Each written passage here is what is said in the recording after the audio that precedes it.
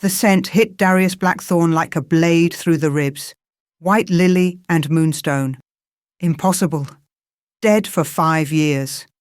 His wolf lunged against his skin, snarling, clawing to break free. The Alpha King's hands tightened on the reins as his horse stamped nervously in the howling blizzard. Snow whipped across the mountain pass, but nothing could hide that scent. Nothing could erase the bond that shouldn't exist anymore. "My lord?" His guard captain pulled up beside him. "The pass is dangerous. We should go back to the castle." Darius's voice came out more growl than words. "Now." The captain knew better than to argue when the king's eyes burned gold. He signalled the escort to turn back, casting one worried look over his shoulder before disappearing into the white wall of snow.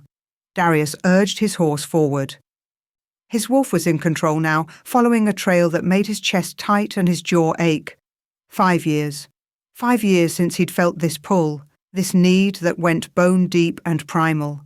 5 years since he'd torn his own heart out and called it duty. The scent grew stronger. His horse balked, refusing to go further. Darius dismounted, boots sinking into snow up to his knees. The wind screamed across the mountainside, but he heard it, a small desperate whimper that made his blood run cold. Then he saw them. A mound of white against white, barely visible in the drifting snow. Darius ran, his wolf lending him speed and strength. His hands were shaking as he dropped to his knees, white hair, matted with ice and blood. Pale skin with a blue tinge that meant death wasn't far behind. Sarah Whitlock lay curled in the snow like a broken angel. And huddled against her chest were 4 small bodies. Pups. Darius's breath stopped. They were albino, every one of them. White fur, pink noses, eyes squeezed shut against the cold. Maybe 2 or 3 months old enough to shift, but too young to survive this storm. They were trying to burrow into their mother's dying warmth, tiny whimpers lost in the wind. And they carried his scent. His scent. No. The word ripped from his throat. His wolf roared in denial and rage. "No, no, no!" He reached for Sarah with shaking hands, pulling her against his chest. Her skin was ice. Her heartbeat was so faint he could barely feel it. The pups tumbled into his lap, instinctively crawling toward his warmth, toward the alpha they didn't know, toward their father, 5 years ago.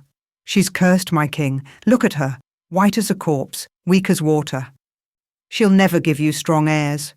Beta Marcus stood before the throne, the pack council arrayed behind him like a wall of judgment. Sarah knelt on the floor, her white hair covering her face, her shoulders shaking. "The prophecy speaks of an albino bringing darkness to the Blackthorn line," Elder Rowan intoned. "Your father rejected his albino mate before her curse could spread. You must do the same." Darius had been king for only 3 months. His father's death was still fresh. Enemies circled like vultures, questioning his strength, his right to rule.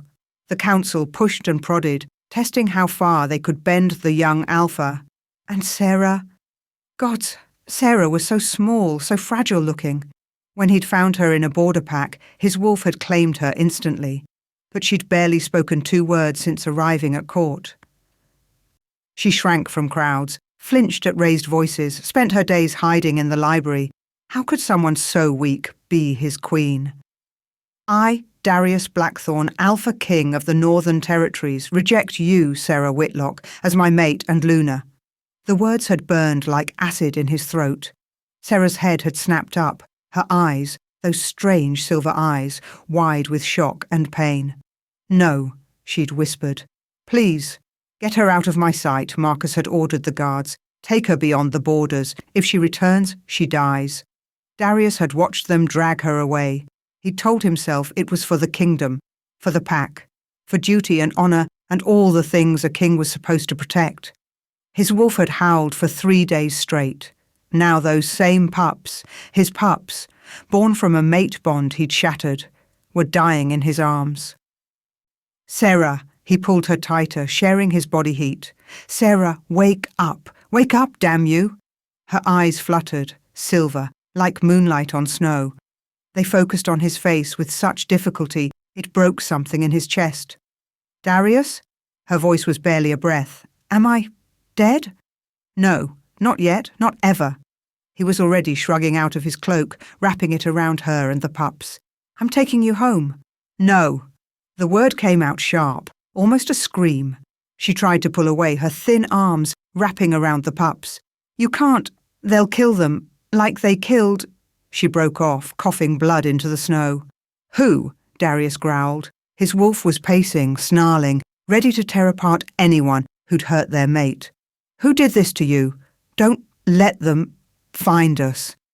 Sarah's eyes were closing again. Please, the babies. Save. The babies?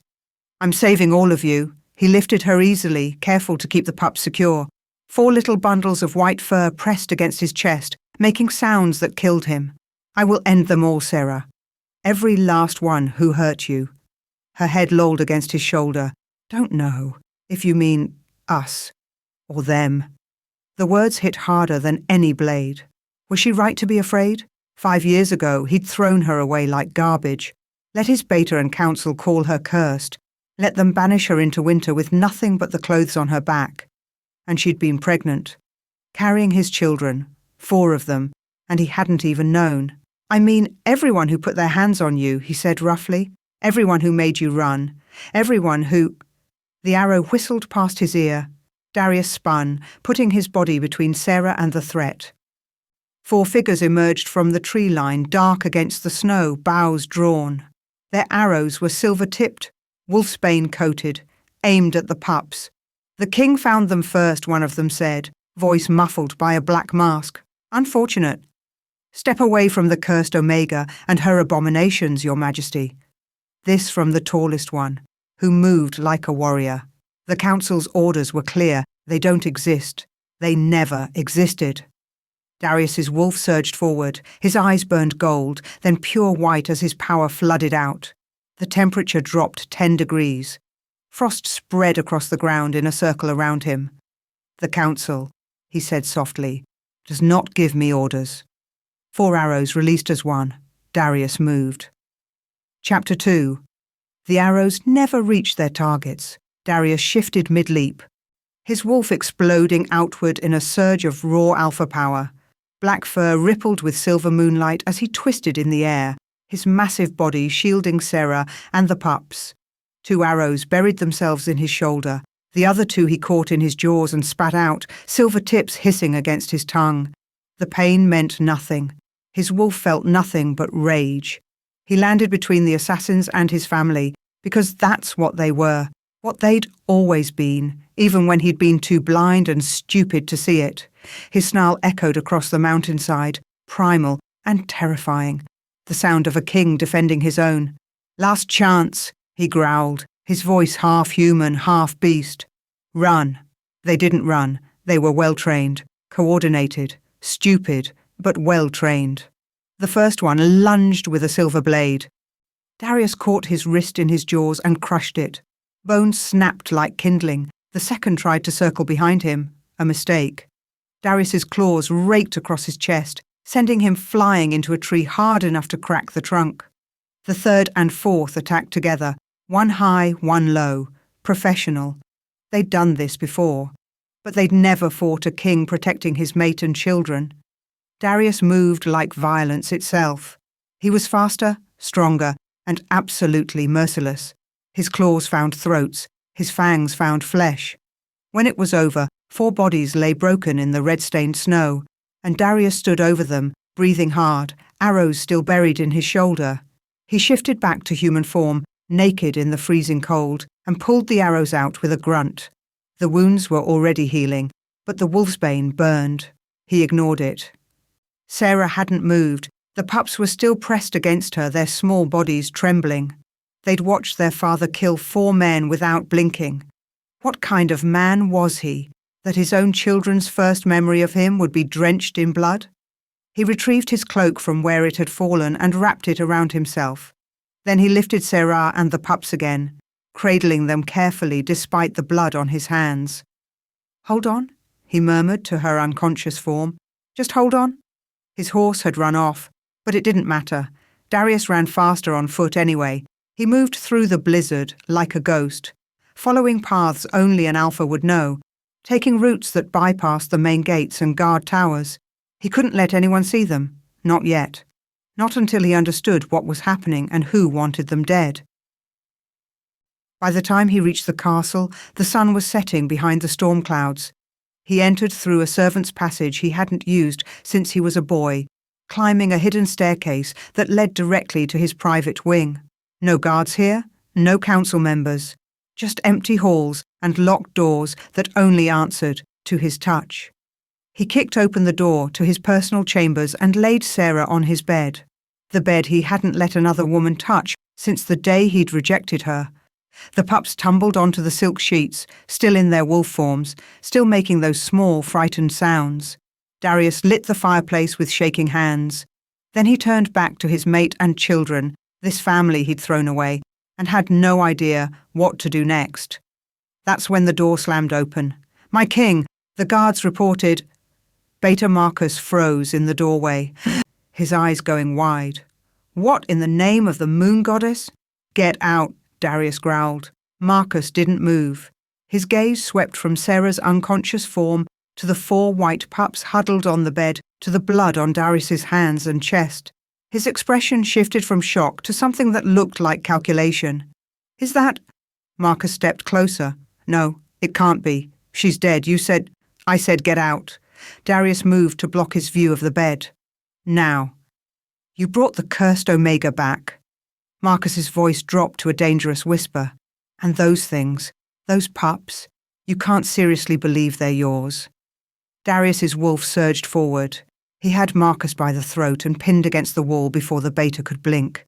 "Call them things again. Please." Marcus gasped for air, his hands clawing at Darius's wrist. "My lord. The council, they'll never accept." "The council doesn't rule here, I do." Darius released him, watching coldly as Marcus stumbled back. "Get Dr. Thorne. Tell her to come alone. Tell her to bring everything she has for poison treatment. And if she asks questions, remind her that her oath is to me, not the council." Marcus rubbed his throat, his eyes still fixed on the bed. "You're making a mistake. That woman—" "Is my mate," Darius said quietly. "And those pups are my children. Mine, Marcus. I can smell my own blood. So either help me save them or get the hell out of my castle." Something flickered across Marcus's face. Fear, maybe. Or guilt. "The assassins on the mountain are dead. There will be more. I know." Darius turned back to the bed, his shoulders tight. "Which is why no one can know they're here. No one. Marcus. If this leaks to the council, I'll know who talked." Marcus was quiet for a long moment. Then he bowed stiffly and left. Darius waited until the door closed before letting out a breath. His hands were shaking again. The adrenaline was wearing off, leaving behind something raw and terrified. 4 pups. 4 children he'd never known existed. And a mate who might die before he could beg her forgiveness. He'd managed to get Sarah out of her soaked, frozen clothes and into one of his shirts when Dr. Thorne arrived. The older woman took one look at the scene and pursed her lips. "So, the rumors are true," she said calmly, setting down her medical bag. "The ghost Omega returns." "She's dying," Darius said bluntly. "Fix her." Dr. Thorne moved to the bed, her experienced hands checking Sarah's pulse, her breathing, her temperature. The pups growled at her, tiny baby growls that would have been cute if they weren't so desperate. "Easy, little ones," Thorne murmured. "I'm here to help your mama."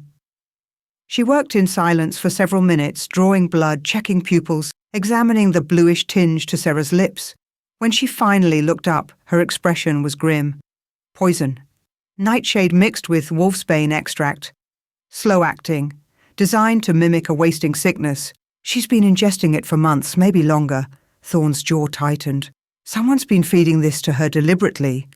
Darius felt his wolf rise up again, snarling. "Can you save her?" "Maybe, if I had the antidote, but nightshade this concentrated, we're talking about a very specific formula. I'd need to know exactly what was used to counter it properly." "How long does she have? Without treatment?" 3 days, maybe less." Thorne began mixing something in a small bowl. "This will slow the poison, buy us time. But you need to find whoever did this and make them talk." "I'll find them." It wasn't a promise, it was a fact. "What about the pups?" Thorn glanced at the 4 small wolves, who were still huddled protectively around Sarah.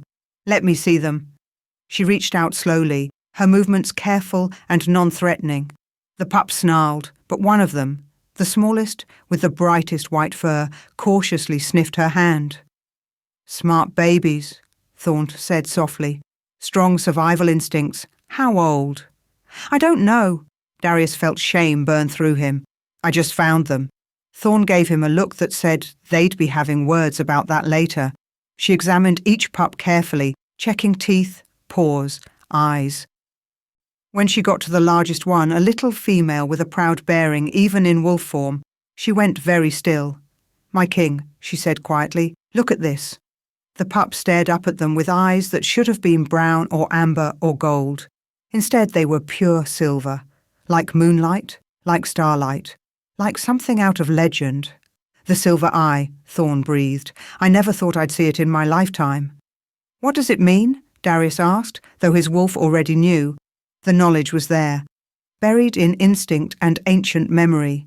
"It means she carries the original alpha bloodline, the first wolves, before the pack split and the bloodlines diluted.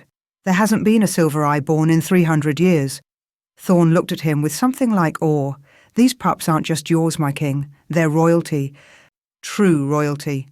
Darius felt the world tilt. 4 children? 4 heirs. And one of them marked with power that would make her a target for every ambitious alpha in the territory. "Can they shift?" he asked. "At 4 years old? They should be able to. Most pups master the shift by 3. Thorn stood, wiping her hands. "Though staying in wolf form during trauma is common, it feels safer." 4 years old. He'd missed 4 years. First words, first steps, first shifts. All of it. Gone because he'd been too weak to fight for his mate. A small sound from the bed made them both turn. Sarah's eyes were open, those strange silver eyes that matched her daughter's. She was staring at Darius with an expression he couldn't read. "You're awake," he said stupidly. She tried to sit up. Thorn moved to help her, but Sarah flinched away from the touch. Her gaze swept the room, finding the pups, counting them. Only when she saw all 4 did she relax slightly. "Where am I?" Her voice was rough, broken. "My chambers. You're safe." "Safe?" The word came out bitter. Sarah pushed herself up against the headboard, ignoring the way her hands shook. "I'm in your castle, in your room. How is that safe?" "Sarah." "Don't!" She held up a hand. "Don't you dare say my name like you have the right." The pups scrambled up to her, pressing against her sides. They were watching Darius with wide, frightened eyes. He realized, with a sick feeling, that they didn't know him. To them, he was just a strange, dangerous alpha. Their father, and they were terrified of him. "I need to examine her more thoroughly," Thorn said quietly. "My king, perhaps?" "I'm not leaving." Sarah laughed, sharp and painful. "Of course not. The great Alpha King doesn't take orders." She looked at Thorn. "I'm fine. Just tired." "You're poisoned," Darius said bluntly. "Nightshade and wolfsbane. Someone's been feeding it to you for months." Something flickered in Sarah's eyes. Not surprise, not shock, just a weary kind of resignation. "I know." "You know?" He stepped closer to the bed. "Who? Who did this? Does it matter?" Sarah pulled the pups closer. "We're leaving at dawn anyway, as soon as I can walk." "Like hell you are. You can't stop me. I'm the Alpha King. I can do whatever I want." "Then you haven't changed at all." Sarah met his gaze steadily, and the pain in those silver eyes cut deeper than any blade. 5 years ago, you threw me away like trash, called me cursed, weak, worthless. Had your guards drag me out of your castle and dump me in the snow. And now what? You think one rescue erases all that? I was wrong. You were cruel." Her voice broke. "I was pregnant, Darius, 2 months pregnant with your children, and you rejected me. Cast me out without a coin, without protection, without even the pack bond to keep me warm. Do you know what it's like to be a rejected mate? It feels like dying. Every day, every breath, it feels like your soul is being ripped apart." Darius felt sick. "I didn't know. You didn't care." Sarah's hands were shaking as she stroked the pup's fur. "You listened to your beta, to your counsel, to everyone except your own wolf. And when they told you I was cursed, you believed them. They said you'd bring darkness to my bloodline. that an albino Luna would weaken the pack. And, Sarah's eyes flashed, look at them, Darius. Look at our children. Do they look weak to you? He looked. 4 perfect pups, white as snow, strong and healthy despite everything they'd been through. And the eldest, the little girl with silver eyes, stared back at him with an intelligence and power that took his breath away. No, he said hoarsely, they're perfect. They're survivors, because I taught them to survive. I taught them to hunt and fight and hide. I taught them that the world is cruel and the only ones they can trust are each other. Sarah's voice hardened. I taught them that alphas lie and mates betray and pack bonds mean nothing. Each word was a blow. Each truth was a knife. The girl, Darius said quietly, the one with silver eyes, what's her name? Sarah hesitated. Then, quietly, Luna. Luna, he repeated, the oldest, his firstborn. And the others? It doesn't matter. We'll be gone by morning. The doctor says you have 72 hours to live without the antidote. That got through. Sarah went pale, her hand moving instinctively to her throat. What? Whoever's been poisoning you used a very specific formula. We need to find them, make them give us the cure. Darius kept his voice steady even though his wolf was screaming. You're not leaving, Sarah, not until you're healed. Then what, you'll throw us out again? She shook her head. I'd rather die free than live as your prisoner. You're not my prisoner. You're my mate. I was your mate. You rejected me. The bond is broken. Is it? Darius moved closer, slowly, carefully. Because I can still feel you. Every moment of every day for 5 years. I've felt this pull, this need, this wrongness that won't go away. Sarah looked away. That's just guilt. It's the bond. Broken or not, it's still there. He stopped at the edge of the bed, close enough to touch, but not touching. I was a coward, Sarah. I was young and scared, and I let other people make my choices. But I'm not that man anymore. Aren't you? She met his gaze again. Your beta is the one who convinced you to reject me. Is he still here? Still whispering in your ear? Darius said nothing. He couldn't lie to her. Sarah's laugh was hollow. Of course he is. Some things never change. A knock at the door interrupted them. Marcus entered without waiting for permission, his expression carefully neutral.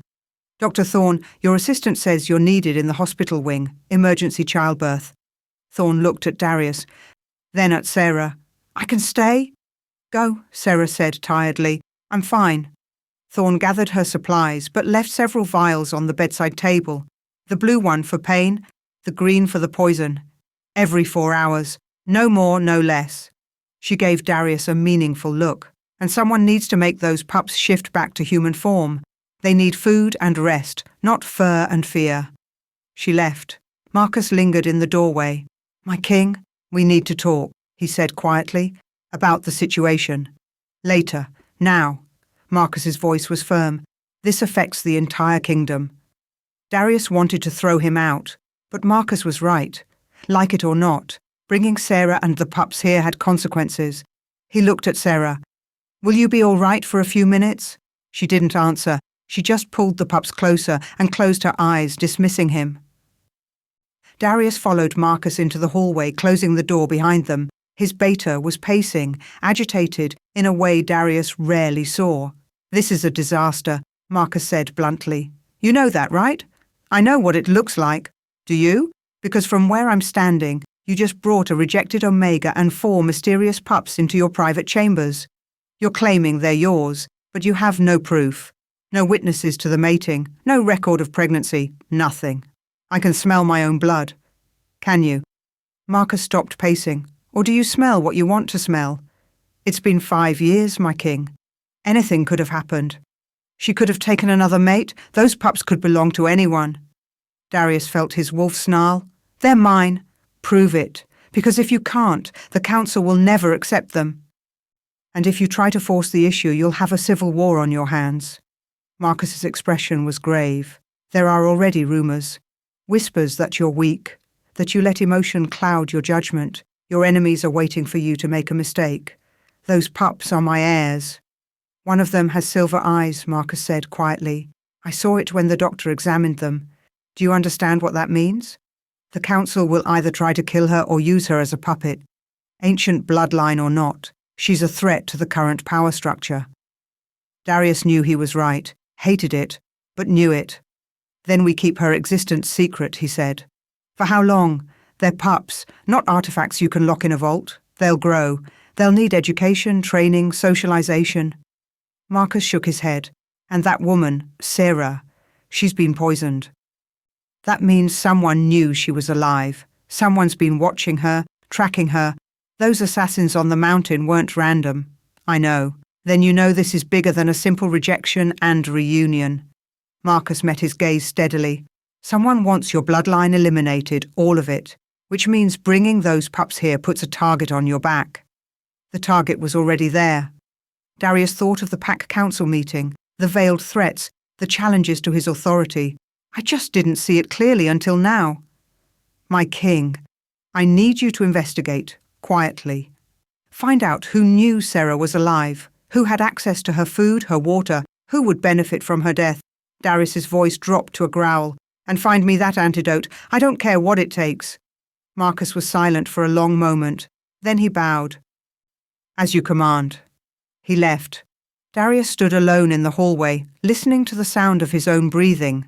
He'd failed Sarah once. Let fear and duty and other people's poison turn him into someone he hated. But he wouldn't fail her again. Wouldn't fail their children, even if it cost him his throne. He opened the door to his chambers and stopped. Sarah was on her feet, swaying, one hand pressed against the wall for support.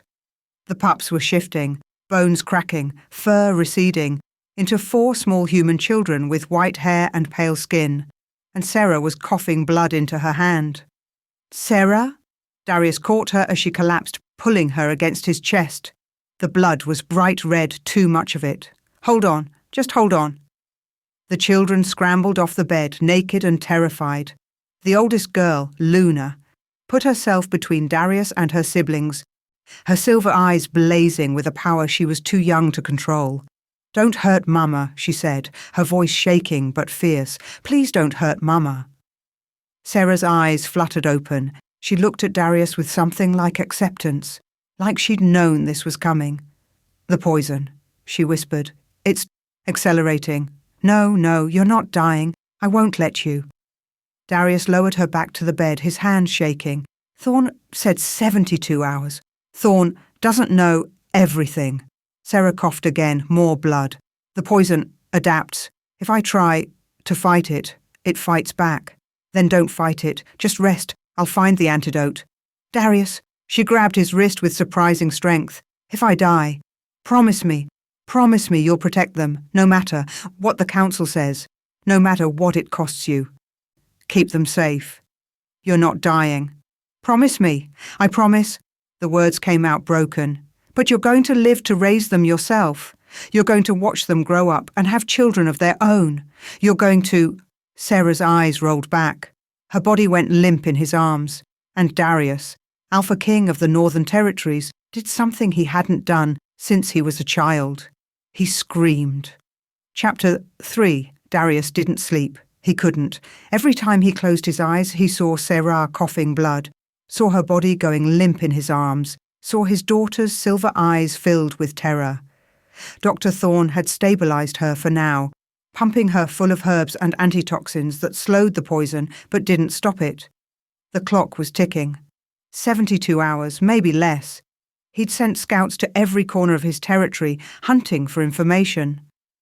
Sent messengers to every pack doctor, every healer, every witch who might know something about nightshade and wolfsbane mixed in this particular way.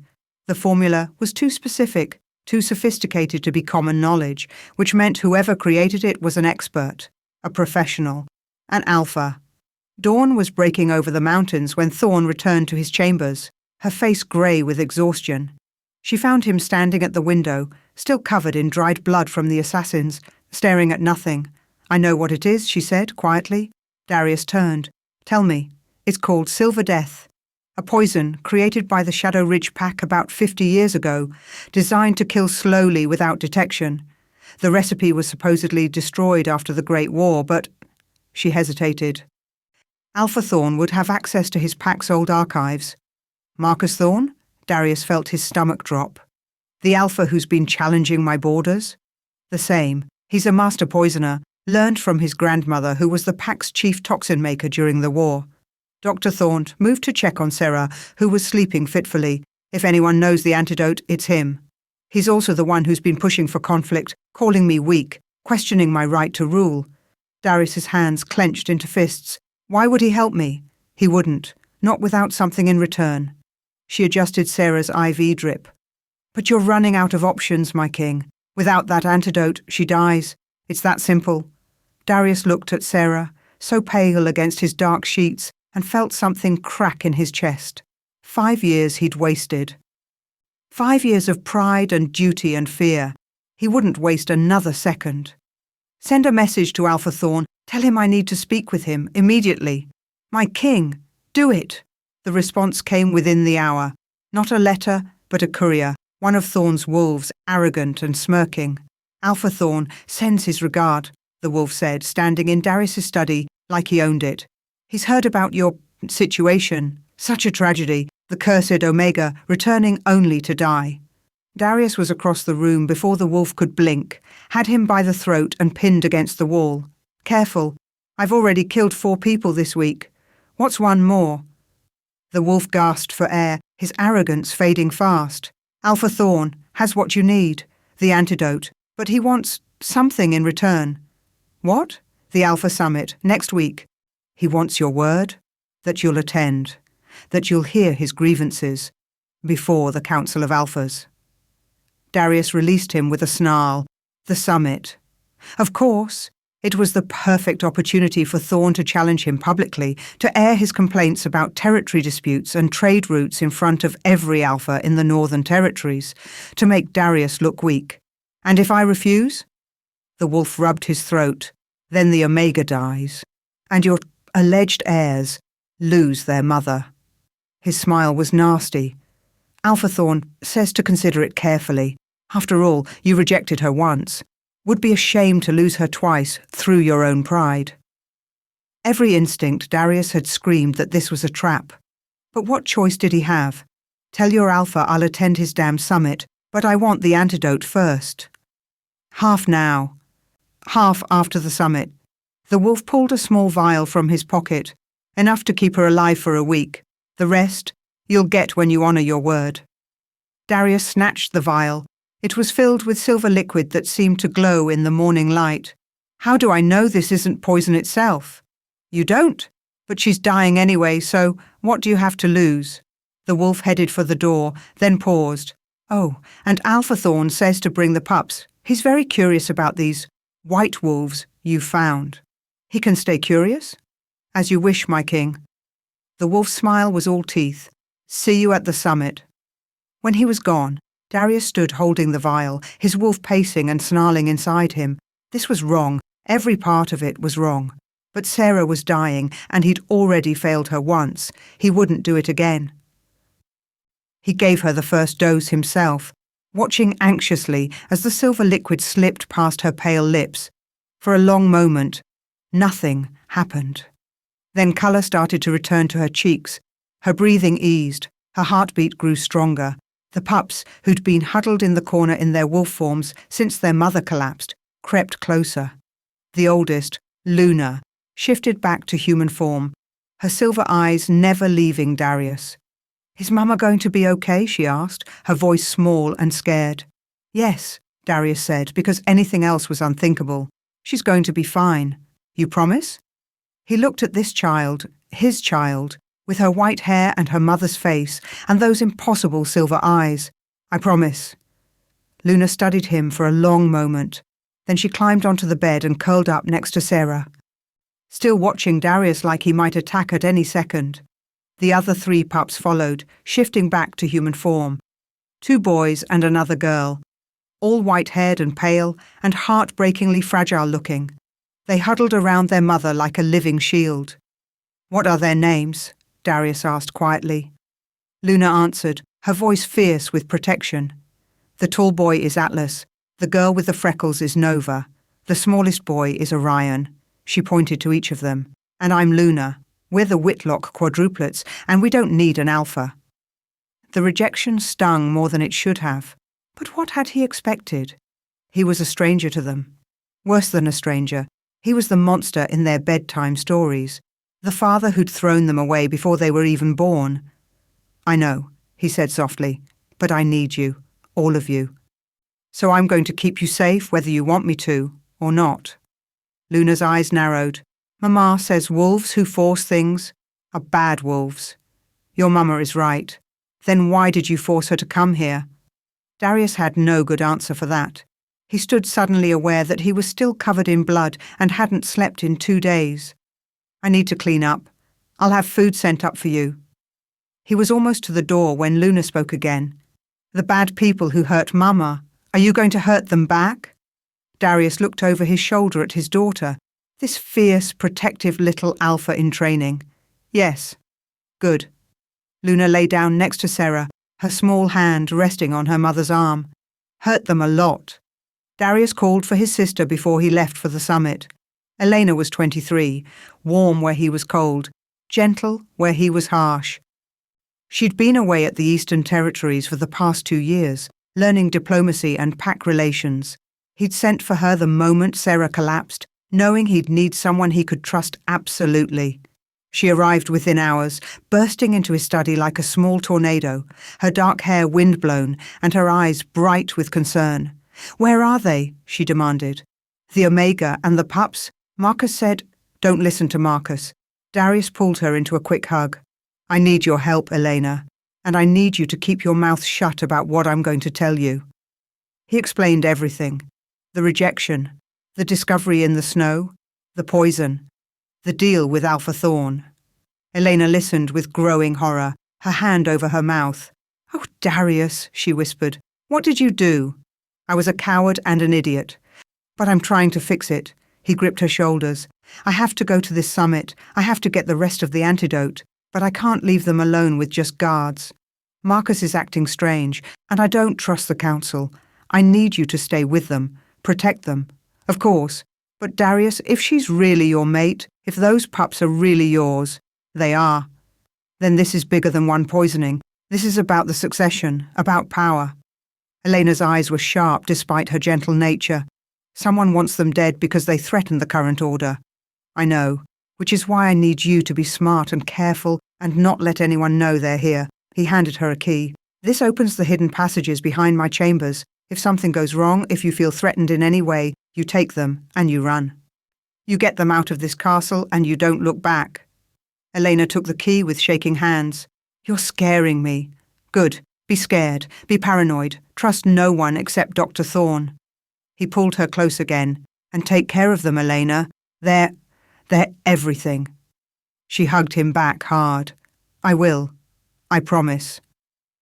Darius left for the summit that afternoon with an escort of his best warriors and a sick feeling in his gut. He'd left Marcus in charge of the castle because to do otherwise would raise suspicions. But every instinct he had was screaming that he was making a mistake. He looked back once as he rode through the gates. Elena was standing in the window of his chambers, watching him go. He hoped to the moon goddess it wasn't the last time he'd see her. Inside the royal chambers, Elena was discovering that caring for 4 traumatized pups and 1 poisoned Omega was harder than any diplomacy training she'd ever received.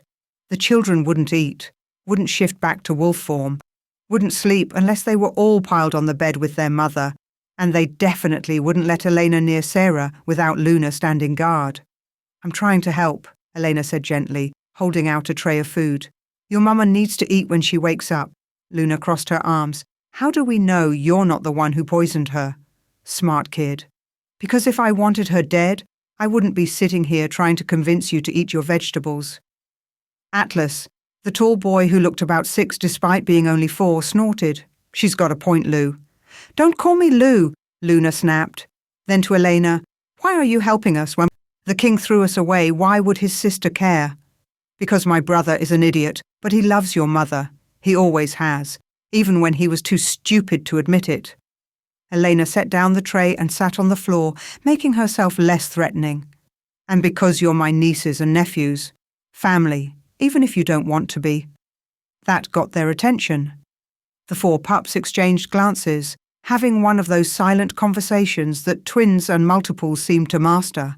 Finally, Nova, the girl with freckles across her pale nose, spoke up. Mama never told us about any family. She said we only had each other. That's because she was protecting you, from my brother, from the pack, from whoever did this to her. Elena's voice was soft. But you're not alone anymore, whether you like it or not. You have an alpha father and an aunt and a whole kingdom that should be yours. We don't want a kingdom, Orion said quietly. He was the smallest, with a gentle face and watchful eyes. We just want Mama. I know, sweetheart, I know. Sarah stirred then, her eyes fluttering open. The pups scrambled to her side immediately, and Eleanor hung back, giving them space. Babies, Sarah whispered, her voice hoarse. Are you okay? We're fine, Mama, Luna said fiercely, but you're not. You have to get better. I'm trying. Sarah's gaze found Eleanor. You're his sister. Eleanor, and yes. She moved closer slowly. He asked me to watch over you while he's gone. Gone? Something like panic flashed across Sarah's face. Gone where? To the Alpha Summit. He had to make a deal to get the antidote. Elena saw the understanding in Sarah's eyes. He'll be back in 3 days. 3 days. Sarah closed her eyes. A lot can happen in 3 days. Over the next day and a half, Elena learned more about Sarah Whitlock than she'd ever imagined.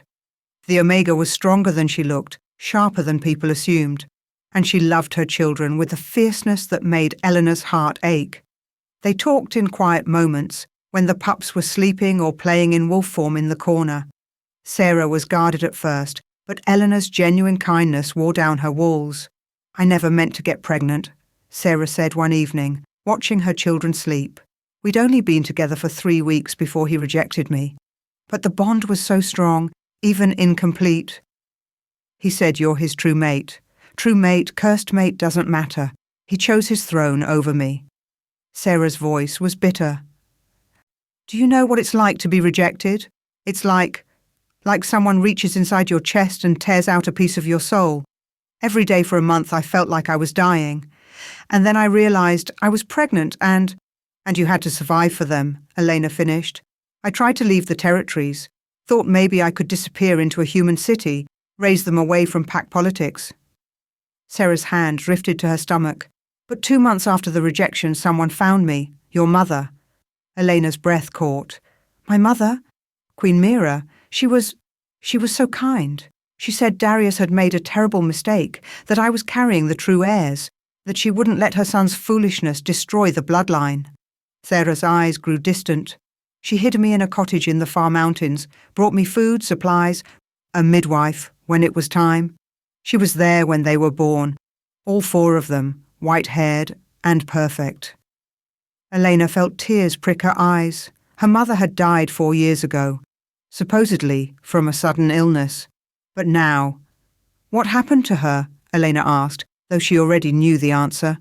She visited once a month, brought gifts for the babies, taught me how to care for them, and then one day, Sarah's voice cracked.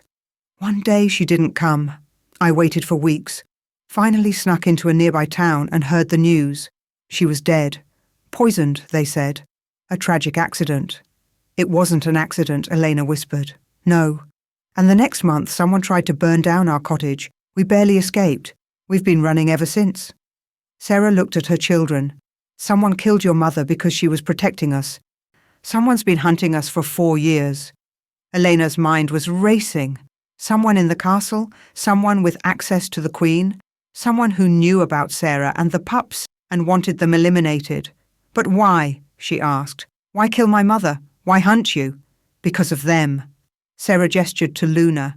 Because my daughter has silver eyes. Because these pups represent a bloodline, purer and more powerful than anything the current council can claim. They're not just heirs, they're a threat to everyone who's gotten comfortable with the current power structure. Elena understood then. This wasn't about one rejected Omega or 4 mysterious pups. This was about the future of the entire pack, about who would rule, who would have power, whose bloodlines would continue, and someone was willing to kill to keep that power.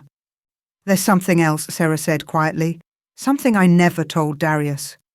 What? Sarah reached under her pillow and pulled out a folded piece of paper, worn and stained with age. 2 days after the rejection, a servant brought this to the cottage where I was hiding. Said it was from the king, that he wanted to make sure I understood his position. Elena took the paper with shaking hands. She recognized the royal stationery immediately, and the handwriting, bold, angular, unmistakably her brother's. If you're carrying my mistake, eliminate it, or I will. Do not test me on this. You mean nothing. Any spawn you carry means less than nothing. Disappear, or I will make you disappear. D. Blackthorn. Elena felt sick. He wrote this. That's his handwriting, isn't it? Sarah's voice was hollow. That's why I never told him about the pregnancy, why I never came back, because he made it very clear what he'd do to my babies. But Sarah, he didn't know. He knew enough. Sarah took the letter back. And even if he didn't write it himself, even if someone forged it, it doesn't change anything. He rejected me. He threw me away. This letter just made his feelings clear.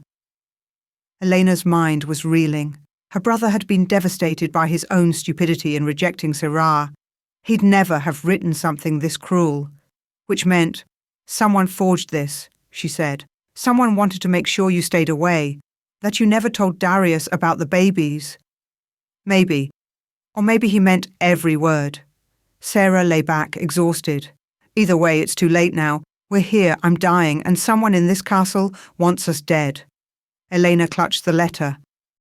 I need to tell Darius about this. When he comes back? No. Sarah's eyes were fierce. Don't you dare tell him until I'm strong enough to leave. The moment he knows I have that letter, he'll want explanations, apologies, all of it, and I can't do that right now. Sarah? Promise me, not until I'm ready.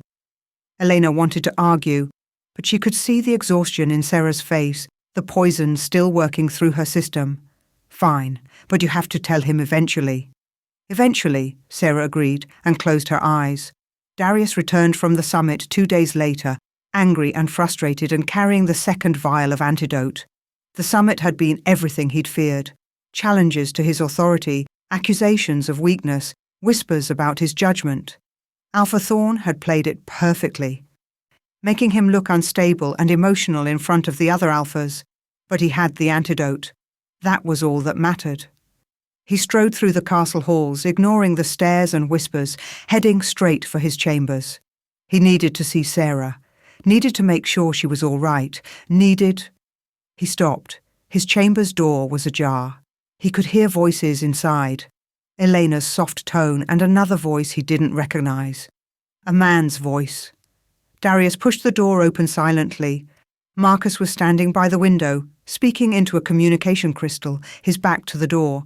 Elena was pressed against the wall, her face pale, the pups huddled behind her in wolf form. Sarah was sitting up in bed, her eyes wide with fear and fury. Confirmed, Marcus was saying.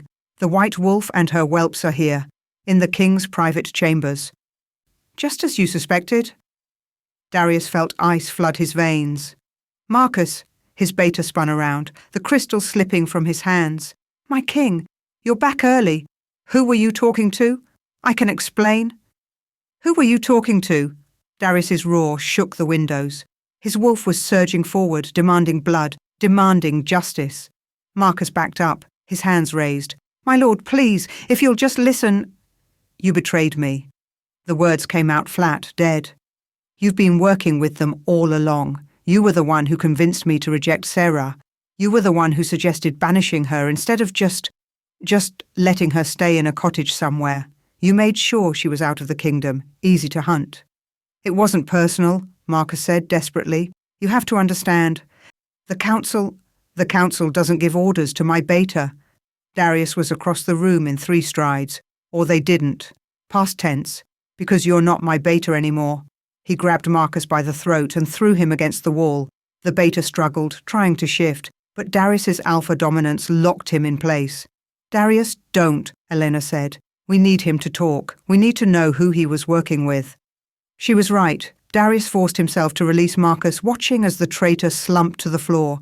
Talk, he ordered, now, or I let my mate's children tear you apart, and trust me, after what you've done to their mother, they'd enjoy it. Marcus looked up, his eyes wild. You don't understand. This is bigger than you, bigger than one Omega and some pups. The Shadow Ridge Pack, the Council, half the Alphas in the north, they all want them dead. That girl with the silver eyes, she's a symbol, a threat. If she lives, she'll overthrow everything. She's 4 years old. She's a future queen, a true alpha, and she'll be more powerful than any of us. Marcus laughed bitterly. Your mother understood. That's why she had to die. She was going to bring them back, legitimize them, make them heirs. We couldn't allow it. We? Elena's voice was sharp. Who's we? But Marcus just smiled. And then, before anyone could stop him, he bit down on something in his mouth. A capsule. Poison. He was dead before he hit the floor. Darius stood over the body of his beta, his friend, his advisor, his betrayer, and felt nothing. Just a cold, empty rage that settled in his bones and wouldn't leave. Behind him, Sarah was coughing. He turned to see her doubled over, blood on her lips again, the poison flaring up despite the partial antidote. The crystal, she gasped, pointing to where Marcus had dropped it. Someone was listening. They know. They're coming. And then from somewhere in the castle, an alarm bell started to ring. The assassins had arrived. Chapter 4. The alarm bell shattered the night like breaking glass. Darius lunged for the crystal Marcus had dropped, but it was already dark, the connection severed. He spun back to Marcus's body, the body that was no longer there. Illusion magic, Elena gasped, staring at the empty space where Marcus had fallen. He never bit poison. The window exploded inward in a shower of glass and moonlight. 5 wolves poured through, their fur dark with war paint, their eyes gleaming with violence. The assassins had arrived. Get them out! Darius roared at Elena, shifting mid-leap to intercept the first attacker. His black wolf collided with the enemy in a snarl of fur and fangs. The hidden passage! Now! Elena grabbed Sarah, who was trying to stand despite the blood on her lips. The 4 pups had already shifted, their small wolf forms bristling with fear and fury. Luna planted herself between her mother and the attackers, her silver eyes blazing. This way. Elena pulled at Sarah's arm, trying to guide her toward the bookshelf that hid the secret passage. But Sarah's legs gave out. She collapsed, gasping, the poison surging through her system like wildfire.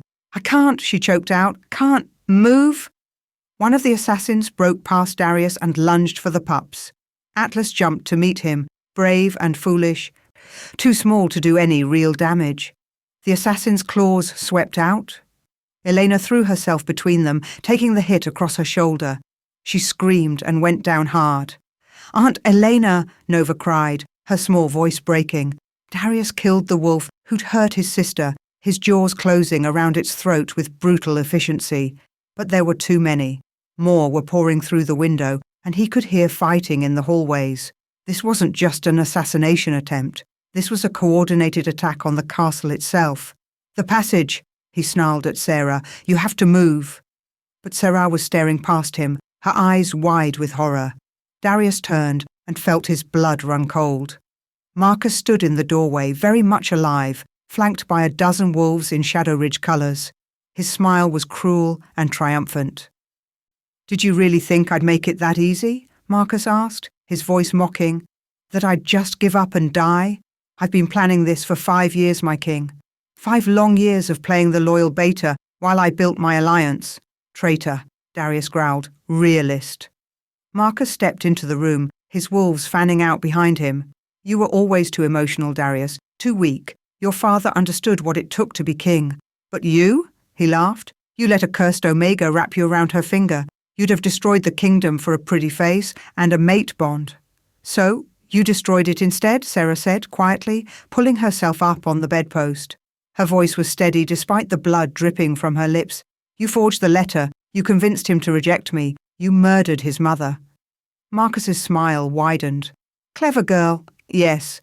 I wrote that delightful little letter in Darius's handwriting. Learned forgery from my grandmother, same woman who taught me about poisons. And Queen Mira? He shook his head with mock sadness. Such a bleeding heart. She actually thought she could hide you, protect your mongrel pups. She had to go. You killed her, Elena whispered from where she lay bleeding. You killed our mother. Someone had to. She was going to legitimize the White Wolf's bastards, bring them back to court. Can you imagine? 4 albino freaks as heirs to the throne? Marcus's expression turned ugly. The council would never have stood for it. The other alphas would have revolted. So, yes, I poisoned her. The same poison I've been feeding to your precious mate for the past 6 months. Darius felt his wolf surge forward, demanding blood. You've been poisoning Sarah since before I found her. Had to make it look natural, slow, a wasting disease that would take her before she could become a problem. Marcus moved closer, circling like a predator. And it would have worked if you hadn't played hero in that blizzard. If you'd just let her die in the snow like she was supposed to. Why? Sarah's voice was stronger now, anger burning through the poison. Why do you hate us so much? What did we ever do to you? You exist? Marcus spat the words. You and those abominations you call children. Do you know what an albino represents in wolf culture? Death, bad luck, curses? Your very presence weakens the pack's standing, and that girl... He pointed at Luna, who was snarling at him with all the fury her small body could muster. That little freak with her silver eyes? She's worse than a curse. She's a threat to the natural order. She's 4 years old, Darius snarled. She's a future usurper. A symbol that will inspire rebellion and change. The old bloodlines won't stand for it. Marcus pulled out a silver blade, its edge coated with something dark and viscous. But none of that matters now. Alpha Thorn and I have an agreement. He gets the Northern Territories. I get the throne of the Western Reaches, and all I have to do is eliminate you and your little family. He moved fast, faster than Darius expected. The blade flashed toward Sarah's throat, and Elena threw herself in the way again, taking the cut across her arm. She screamed, and the pups howled in distress. Elena! Sarah caught her as she fell. No, no, no! The blade is poisoned too, Marcus said conversationally. She has maybe an hour. You have maybe 3. The pups? He smiled. They die first, slowly, so you can watch. Something inside Darius broke. He lunged for Marcus with a roar that shook the castle walls. But Marcus's wolves intercepted him, bearing him down under their weight. He fought like a demon, killing 2 before the rest managed to pin him. Darius! Sarah's scream cut through the chaos. Stay down, Marcus ordered her. This will be over soon. But Sarah wasn't staying down. She was pulling herself to her feet, one hand braced against the wall, the other reaching for her children. The pups huddled behind her, small and terrified, and so brave. Run, she told them. Her voice was steady despite everything. When I say run, you run. Don't look back, don't stop. Just run. We won't leave you, Mama, Luna said fiercely. You have to. Sarah's eyes met her daughter's. You're the future. You're everything. So when I tell you to run... How touching, Marcus interrupted. But no one's running. This ends here. This ends now. He raised the blade, aimed it at Luna's small heart. And Sarah's wolf, dormant and silent for 5 years since the rejection, rose up with a scream of pure maternal rage. The change hit her like lightning. Her body shifted, but not into a normal wolf form. White fur erupted across her skin, glowing with an inner light that filled the room. Her eyes blazed as silver, the same silver as Luna's, and power rolled off her in waves that made the air crackle and hiss. Impossible, Marcus breathed, stumbling back. You're just an omega. You can't... Sarah's wolf opened its mouth and roared. The sound was nothing natural. It was the howl of moonlight and starlight and ancient magic older than the packs themselves. The windows shattered outward. The walls groaned. And every wolf in the room, except Darius and the pups, dropped to their knees, compelled by a power they couldn't fight. Moon touched, someone whispered. One of the assassins, his voice filled with awe and terror. She's moon touched. Sarah's white wolf advanced on Marcus, each step leaving frost on the floor. Her fur rippled with silver light, and her eyes held the power of the full moon, devastating and beautiful and absolutely terrifying. The curse, Marcus gasped, still on his knees. It's not a curse, it's a blessing. Sarah's voice came out layered, human and wolf, and something else entirely. Albino wolves aren't cursed. We're chosen, moon-touched. Blessed by the goddess herself with power you can't begin to understand. She raised one paw, and lunar energy gathered around her claws like liquid silver. You killed my mate's mother. You poisoned me. You tried to murder my children. Sarah, wait. You should have left us in the snow.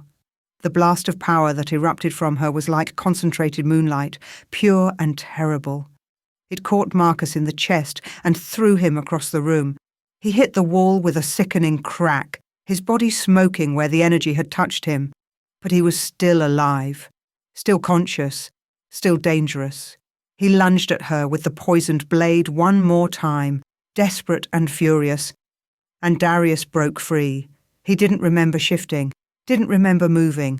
One moment he was pinned under enemy wolves, the next he was between Marcus and his mate. His jaws closing around the beta's throat. Not killing. Not yet. Just holding. Just waiting. Marcus froze, the blade inches from Darius's exposed side. One move, one twitch, and they'd both die. But Darius didn't care. His wolf had made its choice 5 years ago, and he'd been too stupid to listen. He'd die before he let anyone hurt his mate again. It's over, Darius growled around Marcus's throat. Surrender, or die. Marcus's laugh was wet and bubbling. You think I'm the only one? You think this ends with me? What are you talking about? The council, the other alphas, they all agreed. The white wolf and her whelps have to die. Marcus's eyes were glazing, blood pouring from where Sarah's power had burned through his chest. You think you're safe now? You're not. You'll never be safe. Tell me who, Darius snarled. Tell me who else is involved. Everyone. Marcus coughed blood. Everyone who matters. But the real threat. He laughed again, the sound horrible. The real threat is already inside your castle, wearing a crown. What crown? I'm the only. But Marcus's eyes had fixed on something over Darius's shoulder. Something behind him. His expression shifted from pain to triumph. Too late, he whispered. She's already here. Then he died, his body going limp in Darius's jaws. Darius dropped the corpse and spun around, his wolf still bristling with rage and fear. Sarah had collapsed again, her power exhausted, her body trembling violently. Elena was unconscious, the poison working through her system. The pups were huddled together, watching everything with wide, traumatized eyes. And in the doorway stood a figure in a hooded cloak, flanked by royal guards. The figure lowered her hood, revealing a beautiful face with sharp cheekbones and cold green eyes. A face Darius knew well. "Hello, nephew," Lady Morgana said sweetly. She was his father's sister, the only surviving member of the old royal family besides himself, and Elena. "Such a mess you've made." Again. She wore a circlet on her head, a silver crown that had belonged to his mother, the crown of the Queen. "Aunt Morgana," Darius said slowly, his mind racing. "What are you doing here?" "Cleaning up, darling, as always." She stepped over Marcus's body without a glance. "You've been very busy, haven't you, bringing back your rejected mate, hiding 4 illegitimate pups in your chambers, killing your own beta." She shook her head sadly. "The council is quite upset. The council doesn't rule here. Are you certain?" Morgana smiled, and it was the smile of a predator, because from where I'm standing, you look rather outnumbered. The guards behind her raised their weapons, not Shadow Ridge wolves, royal guards, his own people, and they were pointing their crossbows at Sarah and the pups. "Aunt Morgana?" Elena gasped from the floor, her voice weak. "What are you doing?" "Saving the kingdom, darling, from your brother's catastrophic judgment." Morgana's gaze swept over Sarah's collapsed form, over the 4 small pups, and something cold and calculating flickered in her eyes. "Did you really think I'd let a cursed Omega and her mongrel children destroy everything I've worked for?" Darius felt the pieces click into place, the poison, the assassination attempts. His mother's death, all of it led back to one person, not Marcus. He was just a tool. The real enemy had been here all along, wearing a crown and playing the grieving sister, waiting for her chance. "You killed my mother," he said quietly. "Our mother was weak, soft. She would have legitimized those things." Morgana gestured dismissively at the pups. and destroyed our family's reputation. I couldn't allow it. So you poisoned her. So I saved the kingdom. Morgana's voice was sharp. Just as I'm saving it now. Stand down, Darius. Let me finish what should have been done 5 years ago. Let me eliminate the cursed Omega and her abominations, and we can all move forward. No, the word came out flat, absolute. Then you're as much a traitor as Marcus. Morgana's expression hardened. Guards. Kill the White Wolf and the pups. The king is clearly compromised. The crossbows raised, took aim, and from the floor, bleeding and barely conscious, Sarah's wolf rose up one more time. She was weaker now, her power nearly spent. But she was a mother, and mothers didn't give up. She placed herself between the crossbows and her children, her white fur stained with blood, her silver eyes blazing with defiance. You want them? She snarled. You go through me? Darius stood beside her, his black wolf pressed against her white one. Through us. The 4 pups, tiny and terrified and so brave, shifted into their wolf forms and flanked their parents. A family, together. Morgana looked at them, this broken, battered family standing against her, and laughed. How noble, how tragic. She raised her hand. Fire. The crossbows released as one. And Luna, 4 years old with silver eyes and power she didn't understand, screamed. The sound was pure and terrible, filled with the same lunar energy that flowed through her mother.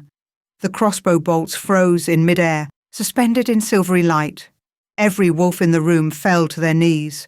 The little girl's eyes were glowing white, power radiating from her small body in waves that made the air shimmer and crack. No, she said, her voice layered with that same otherworldly resonance. No more hurting, no more killing, no more. The bolts turned in the air, aimed themselves back at the guards who'd fired them. Luna, don't, Sarah cried. Baby, you can't. But Luna was beyond hearing. The power had taken her, ancient magic surging through a child's body, devastating and uncontrolled. Darius felt it through the mate bond he'd thought was broken, felt Sarah's panic, her love, her desperate need to protect their daughter from herself. He shifted back to human form and dropped to his knees beside Luna, placing his hands on her small shoulders. Luna, he said gently, I know you don't know me. I know you have no reason to trust me. But I'm your father, and I'm begging you to stop. This isn't who you are. This isn't who you want to be. The little girl's glowing eyes found his. They hurt Mama. They hurt Aunt Elena. They hurt everyone. I know, and they'll pay for it. But not like this. Not through you. Darius pulled her close. This daughter he'd just met. This powerful, terrifying, beautiful child. You're 4 years old. You should be playing and laughing and learning to hunt rabbits, not killing grown wolves. That's my job. That's what fathers do. You're not my father, Luna whispered, but her voice was uncertain. You threw us away. I did, and I'll regret it every day for the rest of my life. Darius felt tears on his face and didn't care. But I'm here now, and I'm not going anywhere. So please, baby girl, let me protect you. Let me do what I should have done 5 years ago. The power wavered, flickered. Luna's eyes slowly faded from glowing white back to silver. The crossbow bolts clattered to the floor. The little girl collapsed in Darius's arms, unconscious from power expenditure. And in the sudden silence, Morgana's voice rang out cold and clear. Well, that was enlightening. She looked at the guards, who were slowly picking themselves up. It seems we underestimated the little mongrel. She'll have to die first. You'll have to go through me to get to her, Darius said quietly, standing with Luna cradled in his arms.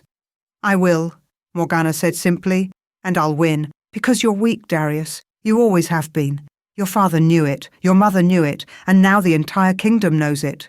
She raised her hand again, and the window behind her exploded inward as a massive silver wolf crashed through, followed by a dozen more. Dr. Thorne shifted back to human form, her eyes blazing with fury, a sword in her hand. Over my dead body, the elderly doctor snarled. You want these pups? You want this family? You'll have to go through every loyal wolf in this castle first. Behind her stood the castle staff, servants, guards, cooks, stable hands. The common wolves, the ones who'd served the royal family for generations. The ones Darius had thought were just background noise. They were armed, they were angry, and they were done with council politics and power plays. "The king's mate is under our protection," a young guard said fiercely. "The king's heirs are under our protection, and if you don't like it, Lady Morgana, you can take it up with our swords." Morgana's expression shifted from confident to uncertain. She was outmaneuvered, outflanked, and she knew it. "This isn't over," she said coldly. "The council—" "Can kiss my furry ass," Dr. Thorne said cheerfully. "Meant now get out of the king's chambers before I forget my healer's oath and gut you where you stand." Morgana left, her guards trailing behind her, defeat written in every line of her body. When they were gone, Darius finally let himself breathe. Sarah was unconscious on the floor, her body still smoking from power expenditure. Elena was bleeding out from the poisoned blade. The pups were all collapsed in a pile, exhausted and traumatized, and he was holding his daughter, this small, powerful, terrifying miracle, and he had no idea how to keep her safe. "Dr. Thorne," he said quietly, "I need that antidote now." "I have it." She pulled out 2 vials. Marcus wasn't lying about one thing. Alpha Thorne gave him the full formula. "I synthesized it this afternoon just in case." She administered the antidote to Sarah first, then to Elena. Darius watched anxiously as colour slowly returned to their faces, as their breathing steadied, as the poison finally released its grip. When Sarah's eyes fluttered open, the first thing she saw was Darius holding their daughter. "Luna," she whispered, "is safe. They're all safe." Darius carefully laid Luna down beside her mother. "And they're going to stay safe. I swear it on my life." Sarah reached up and touched his face, her fingers trembling. "You came back? I'll always come back." Darius caught her hand and pressed it to his lips. "I'm sorry, Sarah. For everything. For the rejection. For the pain. For 5 years of running and fear. I'm sorry." "I know." Her eyes were already closing again, exhaustion pulling her under. "We'll talk when I'm not dying." She slipped back into unconscious, but this time it was healing sleep, not poison. Darius gathered his family close, his mate, his sister, his 4 children, and for the first time in 5 years felt something like hope. They'd survived, barely, but they'd survived. And tomorrow, he'd deal with Aunt Morgana and the council and every other threat to his family. Tomorrow, he'd be the king his father should have been. But tonight, he was just a father holding his children and a mate finally home where he belonged. Dr. Thorne stood guard at the door, her sword still drawn, her eyes watchful. "The castle is secure for now," she said quietly. But Marcus was right about one thing. This isn't over. "I know." Darius looked at his sleeping daughter with her silver eyes. "But they'll learn. Anyone who threatens my family will learn." Outside, snow was starting to fall again, soft and white and beautiful, like the family sleeping in the Alpha King's arms, like the future they'd fight to protect, no matter the cost. Chapter 5. Darius stood in his study, staring at the blood-stained crystal Marcus had dropped.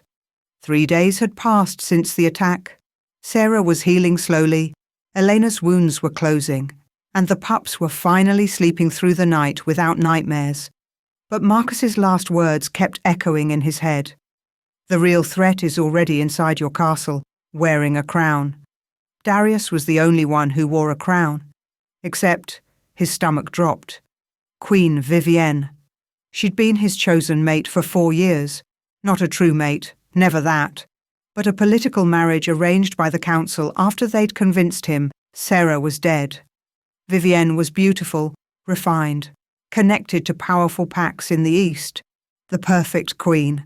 The perfect plant. "You look like you've seen a ghost," Dr. Thorne said from the doorway. She'd barely left the castle since the attack, personally overseeing Sarah's recovery. Not a ghost, a traitor. Darius turned to face her. "Tell me everything you know about Queen Vivienne's family." Thorne's expression grew cautious. "She's from the Eastern Reach, daughter of Alpha Gregor of the Thornwood Pack. Why?" "Not Thornwood," Darius said slowly. "Thorn.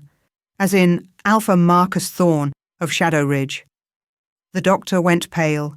Her maiden name was Thorn before she married into Thornwood. I assumed it was coincidence. Thorn is a common enough name. There are no coincidences. Darius felt rage building in his chest. She's his sister. She has to be. That's why Marcus was so confident. That's why he knew I'd never be safe, because the enemy was already in my bed. My king, you can't be certain. Can't I? Darius pulled out records from his desk, documents he'd been reviewing. Vivian came to court 5 years ago. Right after I rejected Sarah, the council suggested her within weeks. She was perfect. Too perfect. Beautiful, educated, politically connected. And in 4 years of marriage, she's never gotten pregnant. Some wolves have trouble conceiving. I'm an alpha king with a true mate bond. Even broken, even rejected, that bond should have made me able to father children with anyone. Darius slammed his hand on the desk. But I couldn't. Not with Vivian. Not with anyone I've been with since Sarah. Why? Understanding dawned in Thorn's eyes. She's been poisoning you. Not to kill me. Just to make sure I never had heirs. To make sure when I died, the throne would be vulnerable, empty. Darius felt sick. She's been sleeping next to me for 4 years, and I never suspected. The mate bond, Thorn said quietly, even broken, it protected you, made you unable to truly bond with anyone else. That's why the poison didn't completely work. Your body was still trying to save itself for your true mate. Darius thought of Sarah, finally healing in his chambers. Thought of their 4 children, white-haired and powerful and so desperately wanted. Thought of 5 years wasted because he'd been too blind to see the conspiracy around him. Where is Vivian now? He asked. In her chambers, I believe. She's been asking to meet the pups. Thorn's expression turned grim. She says it's time the kingdom met your heirs. Every instinct Darius had screamed danger. She wants them public, visible, easy to target.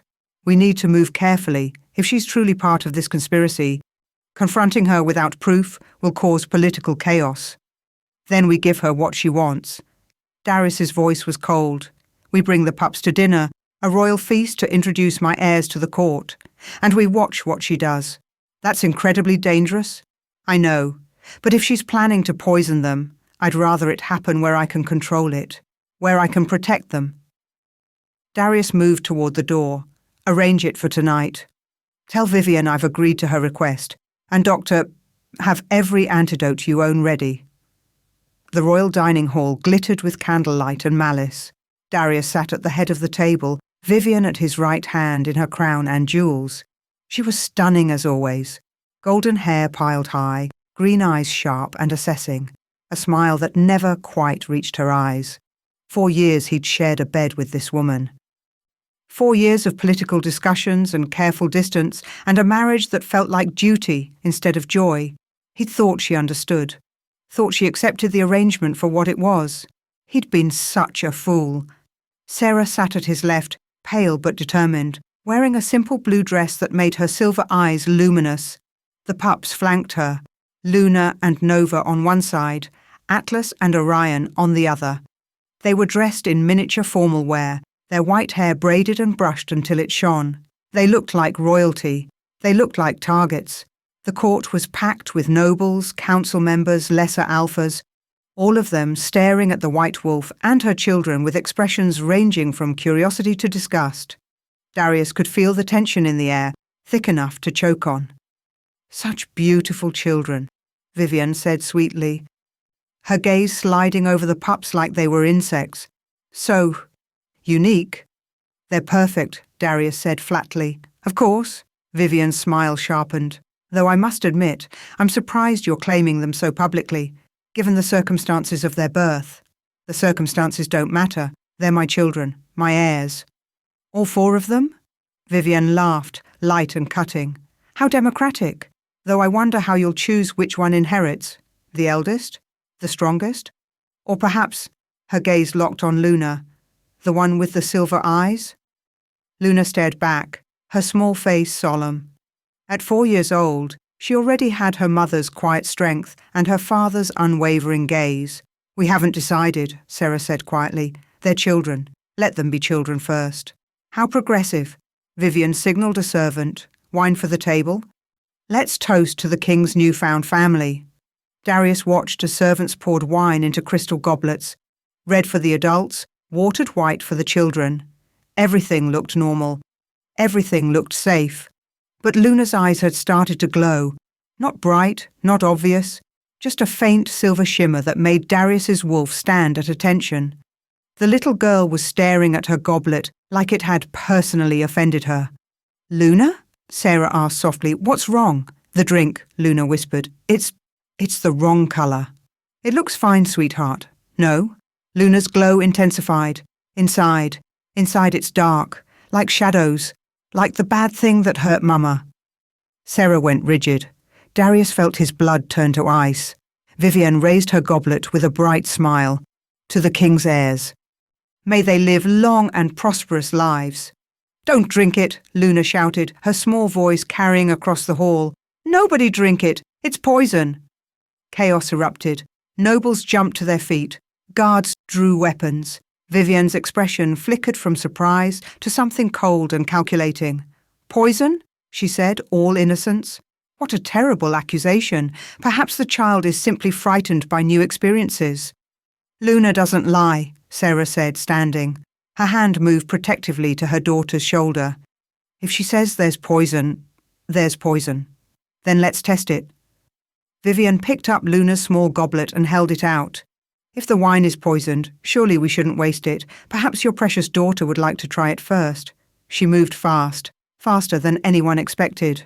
In one smooth motion, she flung the contents of the goblet at Luna's face, and Sarah, moving on pure instinct, threw herself between the wine and her child. The liquid hit her full in the face, splashed into her mouth, her eyes soaking into her skin. Sarah gasped and stumbled, her hands going to her throat. "Mama!" All four pups screamed in unison. Darius was moving before he could think. He caught Sarah as she fell, lowering her carefully to the floor. Her skin was already turning grey, her lips blue, her breathing shallow and ragged. "Dr. Thorne," he roared, "now!" But his eyes were on Vivian, who stood frozen with the empty goblet in her hand. Her expression had shifted from calculated cruelty to genuine shock. "That was meant for the brat," she said, almost to herself. "Not her, not... You poisoned my children." Darius's voice was barely human. "You poisoned my mate." "She's not your mate," Vivian snapped, her composure cracking. "I'm your mate, I'm your queen. Those mongrels are mistakes, and that cursed bitch should have died 5 years ago like she was supposed to." The court went silent. Even the servants stopped moving. Vivian seemed to realize what she'd said. She stepped back, her hand going to the crown on her head. You mean you've been planning this all along?" Darius stood, leaving Sarah in Dr. Thorne's care. He moved toward Vivian slowly, deliberately, his wolf pushing against his skin. "You and your brother, Alpha Thorne of Shadow Ridge, you're his sister, aren't you?" Vivian's face went pale. "I don't know what you're talking about." "Don't you? Marcus confessed before he died. He told me everything. The conspiracy, the council. The plan to eliminate my bloodline and install a puppet king." Darius kept advancing. "You were supposed to keep me sterile, make sure I never had true heirs. Then when I died, the throne would pass to your family." "You're insane," Vivian said, but her voice shook. "Am I? Then why have I never gotten you pregnant in 4 years? Why did you push so hard to make Syrah and the pups public? Why did you just try to poison my daughter?" Darius's voice dropped to a growl. "Tell me I'm wrong. Tell me you're innocent. Look me in the eye and lie to my face." Vivian's mask finally shattered. Her expression twisted into something ugly and cruel. "You want the truth? Fine. Yes, I'm Marcus's sister. Yes, I've been poisoning you since our wedding night. And yes, those white-haired freaks were supposed to die before they ever reached this castle." Gasps echoed through the hall. The nobles were staring in horror. "But you had to play hero," Vivian continued, her voice rising. "You had to find her in that blizzard. You had to bring them back. You had to ruin everything." She pointed at Sarah's collapsed form. "She should be dead. They should all be dead. They're cursed, Darius. Can't you see that? Albino wolves bring nothing but darkness and death." "The only darkness here is you," Darius said quietly. He shifted. "Not fully, Just enough. Just his claws, his fangs, his eyes burning gold and white with alpha power. Vivian stumbled back, her hand flying to her throat. You can't kill me. I'm your queen. The court will never. You're not my queen. Darius's voice was layered with power that made every wolf in the room drop their gaze. You're a traitor, a poisoner, an attempted child murderer, and the sentence for treason is death. The council will stop you, Vivian said desperately. They'll never accept those mongrels as heirs. The council can burn. Darius looked around the hall, meeting the eyes of every noble, every alpha, every wolf who'd questioned his judgment.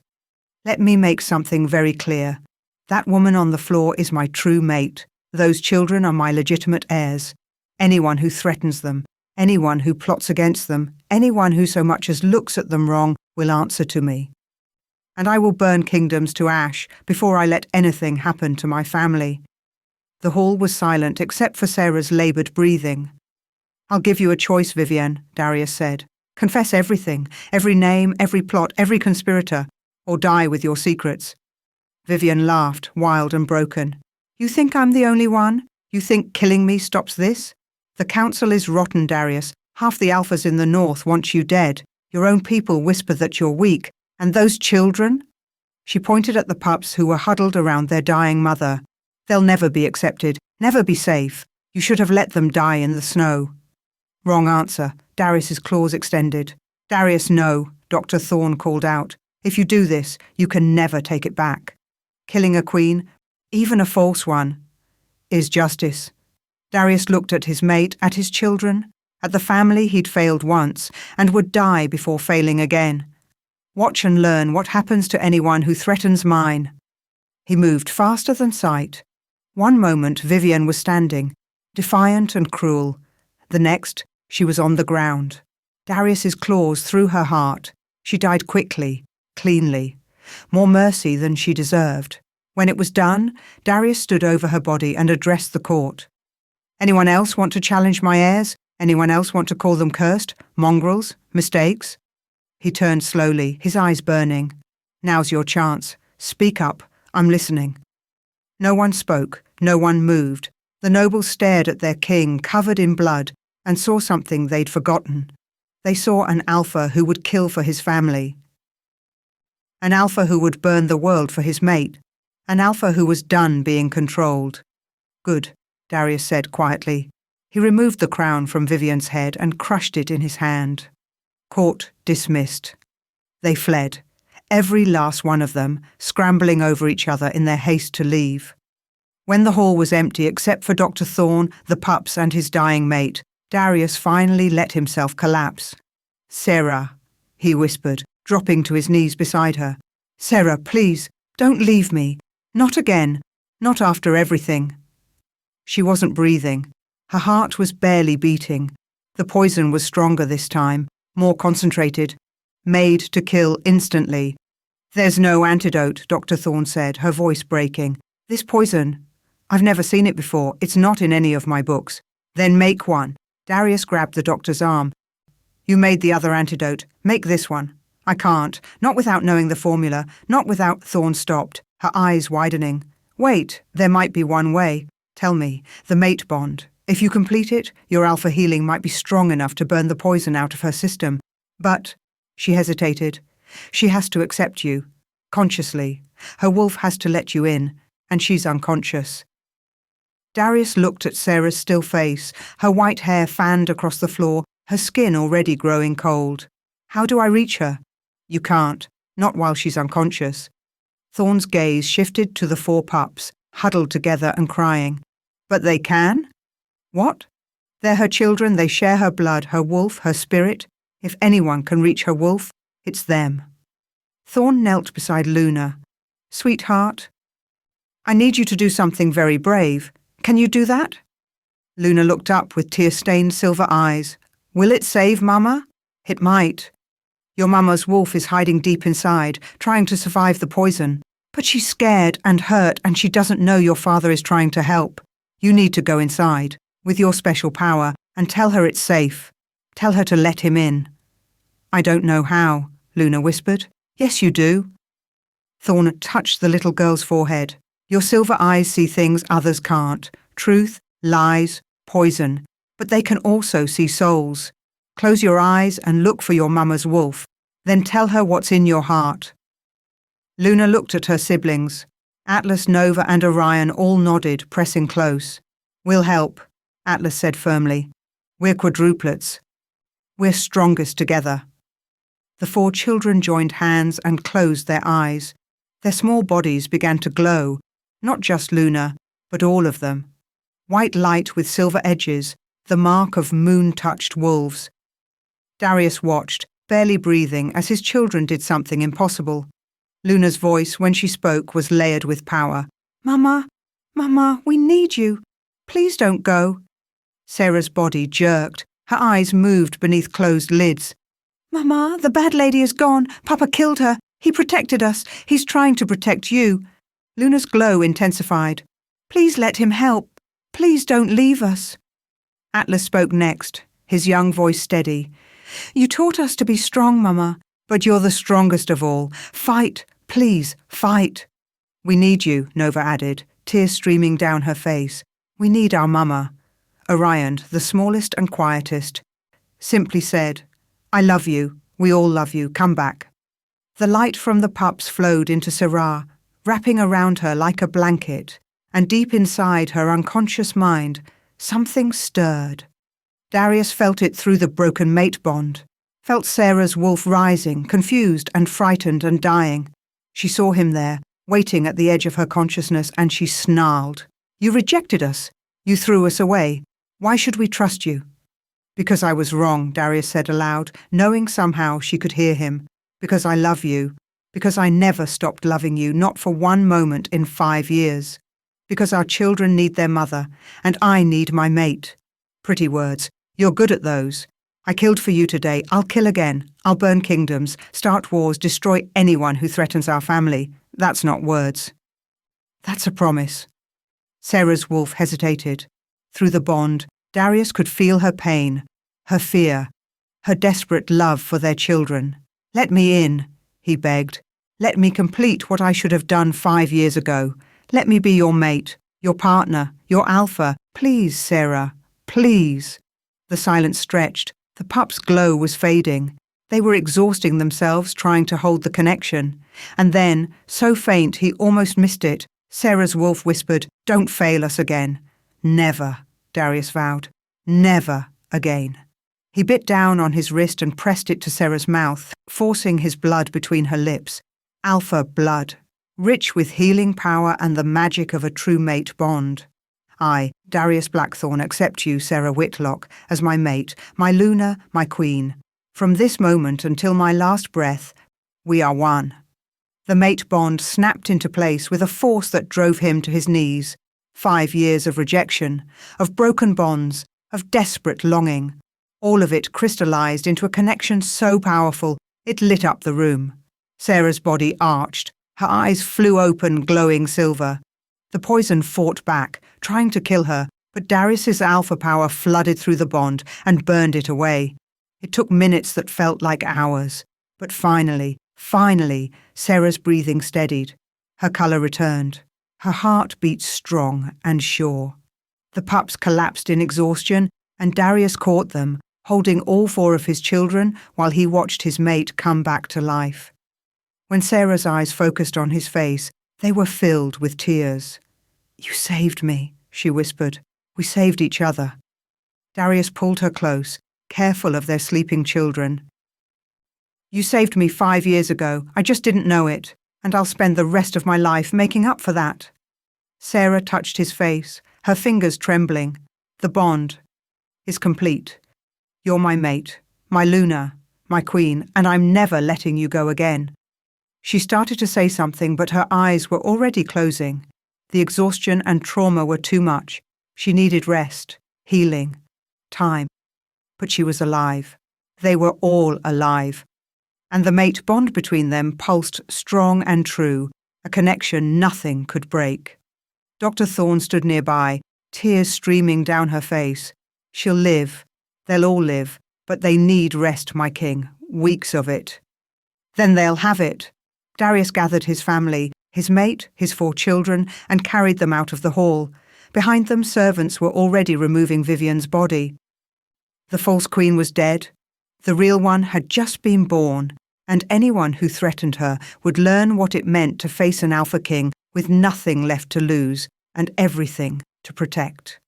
Chapter 6. The royal physician's chamber smelled of herbs and desperation. Sarah lay on a healing bed, the mate bond between her and Darius glowing faintly beneath her skin like threads of silver fire. But she wasn't waking up. The bond took, Dr. Thorne said, checking Sarah's pulse for the 100th time. I can feel it, strong and true, but her consciousness is locked away. Her wolf is still dying inside her mind. Darius sat at Sarah's bedside, holding her hand, feeling the bond pulse between them, alive but fragile, real but not complete. He could sense her there, just beyond his reach, drowning in memories and pain. How do we reach her? He asked. You can't. Not alone.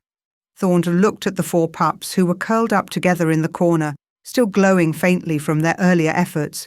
But they might be able to. Luna lifted her head, her silver eyes sharp despite her exhaustion. What do you need us to do? Your powers are awakening, all 4 of you. Thorne knelt beside them, her voice gentle. Luna, you're a seer. You can see truth and lies, poison and purity. Atlas, you burned with protective fire when your mother was threatened. Nova, you healed your brother's scraped knee last week without even trying. And Orion, she touched the smallest pup's white hair. You feel everything, don't you? Everyone's emotions, everyone's pain. Orion nodded shyly. It hurts sometimes. All the feelings. That's because you're an empath. The rarest gift of all. Thorne's expression was grave. Your mother is trapped in her own mind, reliving her worst memories. Her wolf is dying from the weight of them.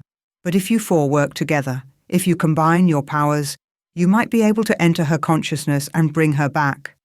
That's insane, Darius said flatly. They're children. I won't risk them. You won't risk us? Luna stood, her small body vibrating with anger. Mama is dying because of people who hate us, because we're white, because we're different, because you threw her away 5 years ago. Her voice cracked. We've been protecting her our whole lives. We're not stopping now.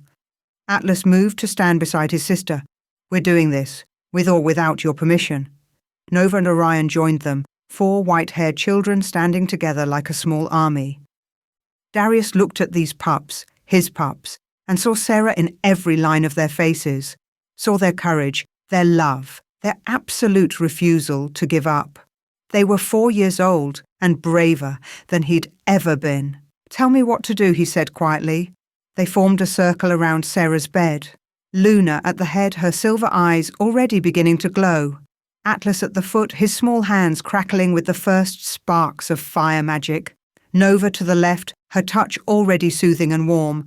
And Orion to the right, tears streaming down his face as he opened himself to the overwhelming tide of emotion in the room. Darius knelt beside the bed, one hand on Sarah's forehead, the other reaching toward his children. Link with us, Thorne instructed him. Let the pups guide you. They'll create the bridge. You'll walk across it. What if I hurt her? What if I make it worse? Then you hurt her. Then it gets worse. Thorne's eyes were hard. But if you do nothing, she dies. So choose, my king. Be the coward who rejected her, or be the mate who fights for her. Darius closed his eyes and reached through the bond. The transition was jarring. One moment he was in the healing chamber. The next he was standing in a landscape made of memory and moonlight. The sky above was fractured, pieces of it falling like broken glass. The ground beneath his feet was covered in snow-stained red with blood, and in the distance he heard howling, desperate and dying. Mama's wolf is there, Luna said. She was suddenly beside him, still glowing, her siblings flanking her. We have to hurry. They ran through the mindscape, past scenes that made Darius's heart break. He saw Sarah as she'd been 5 years ago, young and hopeful, her silver eyes bright with love as she'd first seen him. Saw the moment their eyes met and the mate bond had snapped into place. Saw her joy, her relief, her certainty that she'd finally found home. Then he saw the rejection. Saw himself standing on his throne, cold and distant, speaking words that shattered her soul. Saw Marcus pulling her away while she screamed for him. Saw her stumbling through snow, pregnant and alone, the bond tearing at her insides like claws. "Papa, don't look," Nova whispered, trying to pull him away from the memory. But Darius couldn't look away. He watched Sarah collapse in the snow, watched her crawl to a cave, watched her give birth alone with only the moon for company. 4 tiny pups, premature and struggling. Their white fur barely visible against the snow, Sarah crying as she cleaned them, as she prayed to the moon goddess to let them live, as she whispered promises that she'd protect them even if their father never would. "I did that," Darius said, his voice hollow. "I put her through that." "Yes," Luna said simply, "you did. But you're here now, so move." They found Sarah's wolf in the heart of the mindscape, curled around a memory that flickered and pulsed like a dying star. The wolf was massive and white, her fur dull and matted, her eyes closed. She was barely breathing. The memory she protected was small and fragile. Darius knelt beside it and saw himself reflected in its surface, a moment he'd forgotten, a moment that had meant everything. 3 weeks after he'd met Sarah, late at night in the castle gardens. She'd been sitting by the fountain, her white hair loose around her shoulders, humming a lullaby under her breath. He'd asked her what the song was.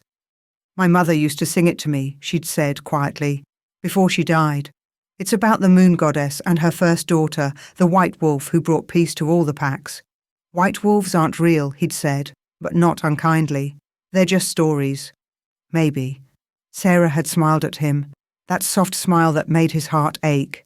"But I like to think they were real once, that somewhere in my bloodline there's a connection to something greater, something that matters." He'd kissed her then, soft and sweet and full of promise. "You matter," he'd told her. "You matter to me." And she'd believed him. Darius touched the memory and felt it pulse with longing and loss. This was what Sarah's wolf was protecting.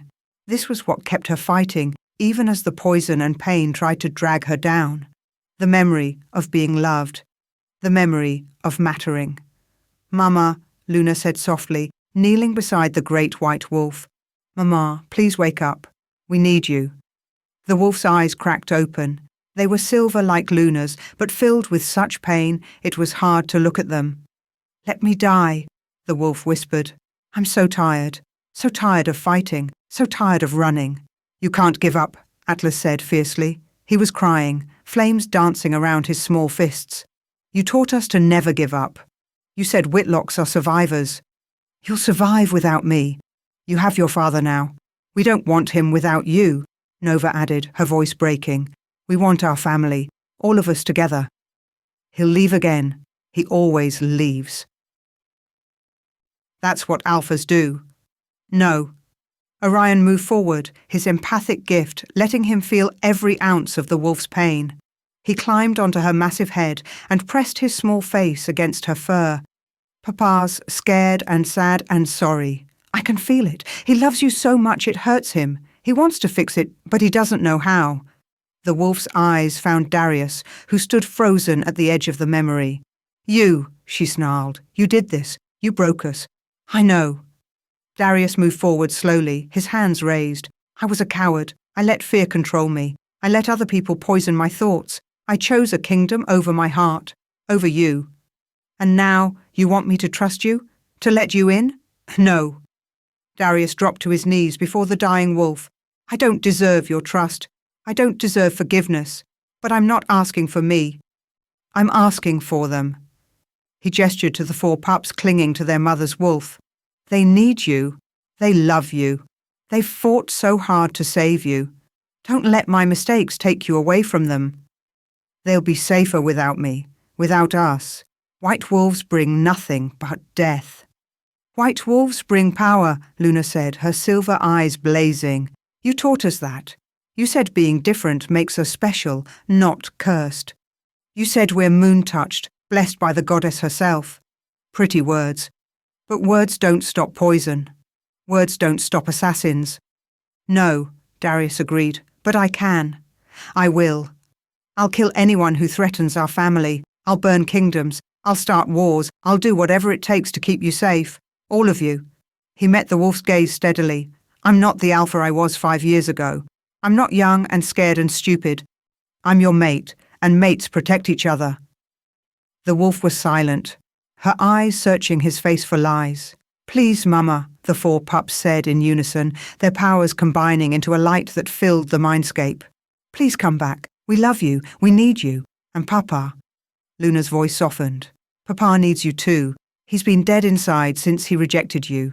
We can feel it. He's only alive when you're near him." Darius felt something crack in his chest.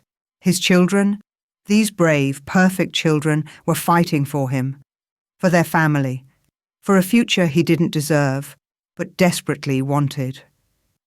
He bowed his head before the white wolf, exposing his throat in the ultimate submission, an alpha offering vulnerability to his mate, an act of trust so profound it was almost sacred.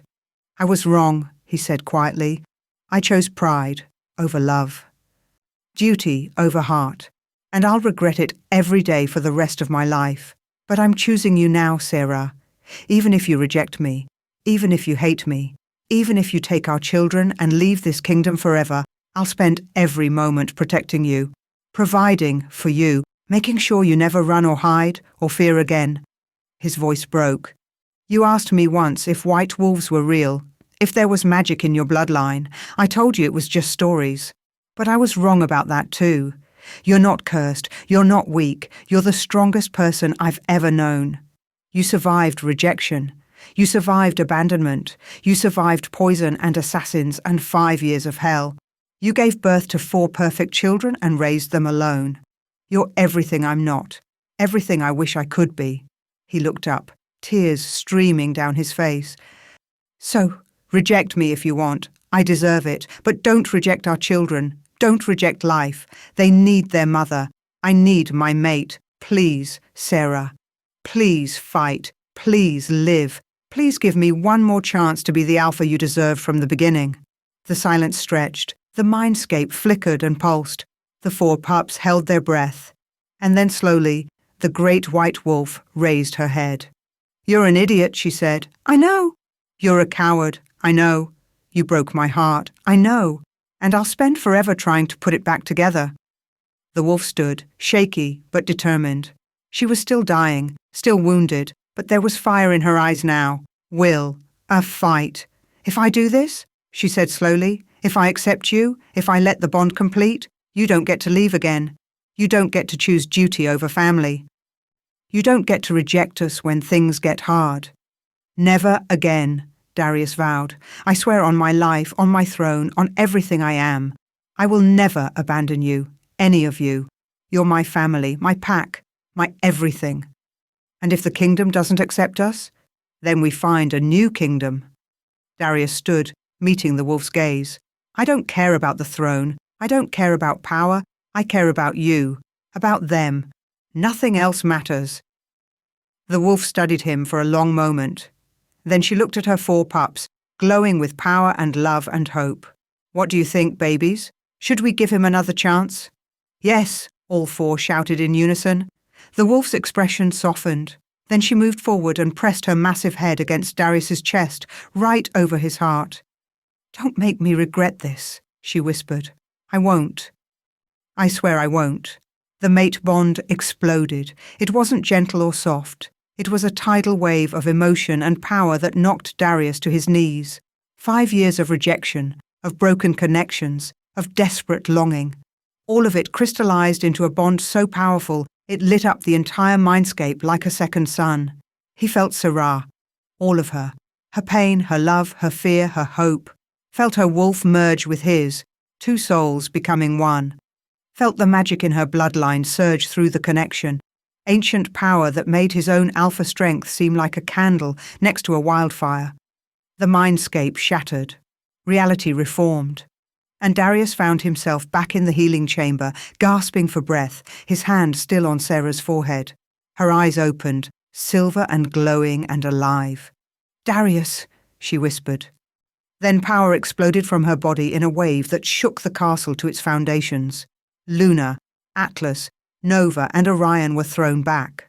But Dr. Thorne caught them, shielding them with her own body. The walls cracked, the windows shattered, and Sarah rose from the healing bed, her white hair floating around her like she was underwater, her entire body radiating lunar energy. She was magnificent, terrifying, divine. "What's happening to her?" Darius shouted over the roar of power. "The bond," Thorne yelled back. "It's awakening her true nature. She's not just moon-touched, she's—" The power suddenly focused, condensing into Sarah's body until she glowed like a star. Then it faded, leaving her standing in the center of the room, breathing hard, her eyes still silver but no longer glowing. She looked down at her hands like she'd never seen them before. "I remember," she said softly, "the bloodline, the memories passed down through my mother, her mother, generations back. I'm descended from the first." "The first?" Darius asked.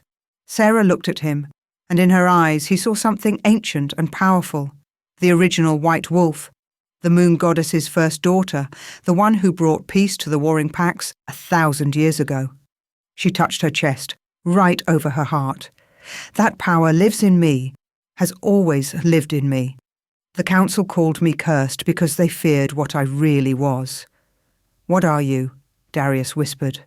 Sarah's smile was sad and beautiful.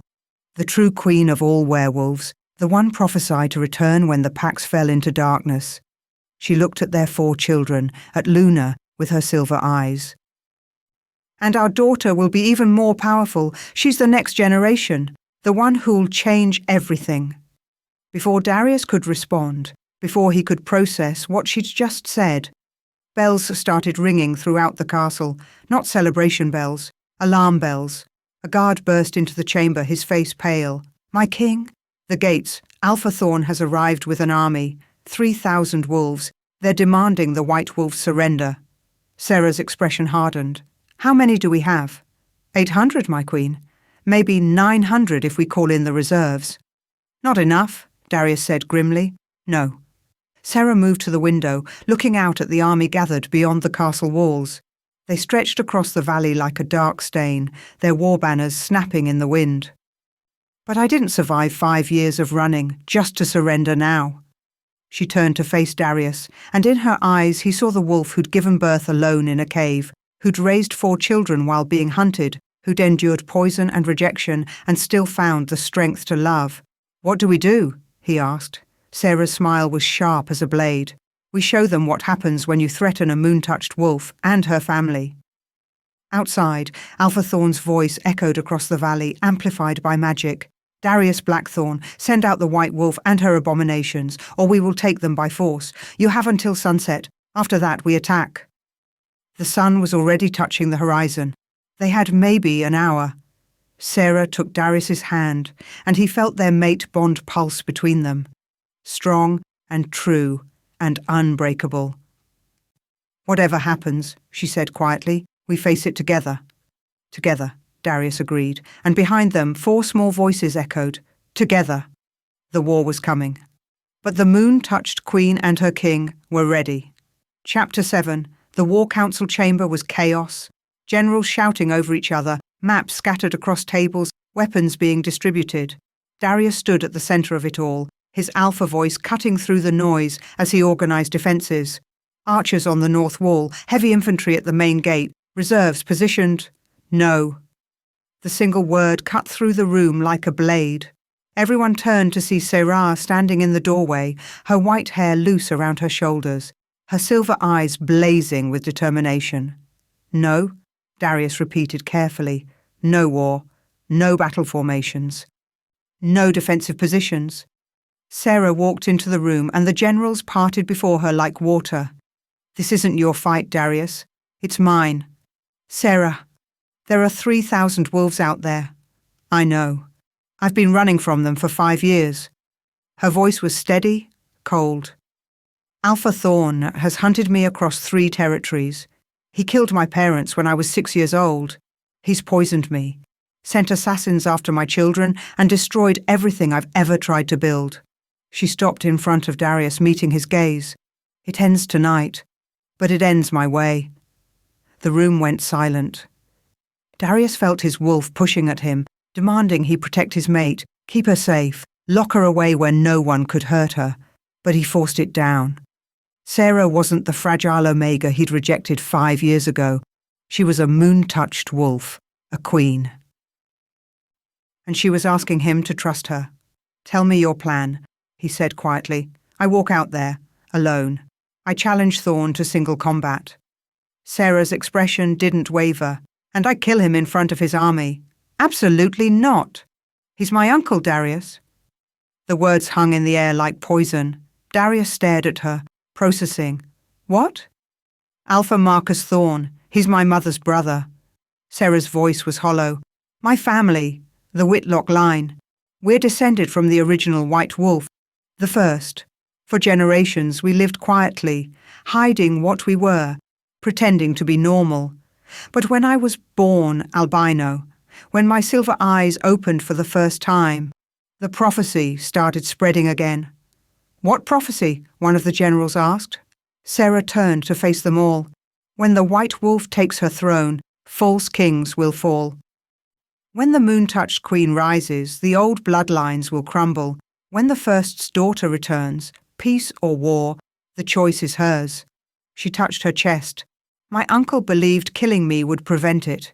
He murdered my parents when I was 6, but I escaped. I've been running ever since. That's why he's been hunting you," Dr. Thorne said from the corner. "Not just because you're Darius's mate, because you're a threat to every alpha who gained power through violence and fear." "Yes." Sarah looked at Darius. "He won't stop until I'm dead, and neither will the others. The council, the false alphas, everyone who's built their kingdoms on blood and lies. They're terrified of what I represent." "Then let me fight him," Darius said desperately. "Let me protect you." "No." Sarah's hand came up to cup his face. "You've protected me enough. You've killed for me. You've chosen me over your throne.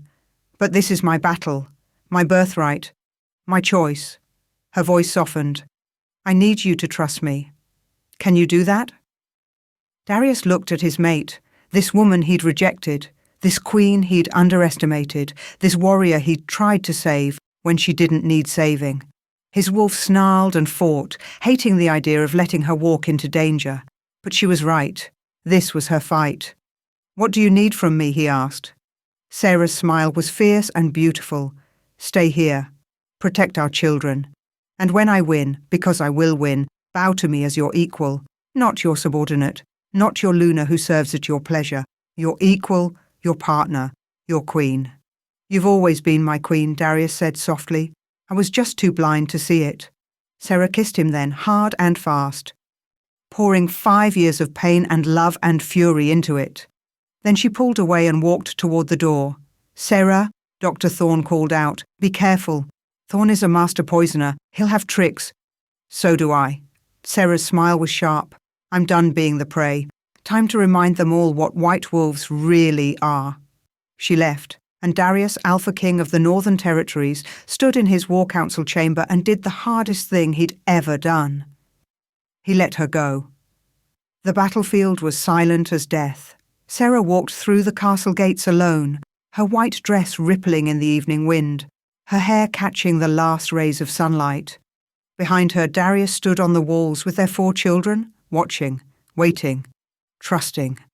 Alpha Thorne sat on a war throne at the center of his army. 3,000 wolves arrayed behind him like a dark tide. He was massive, scarred, his eyes cold and calculating.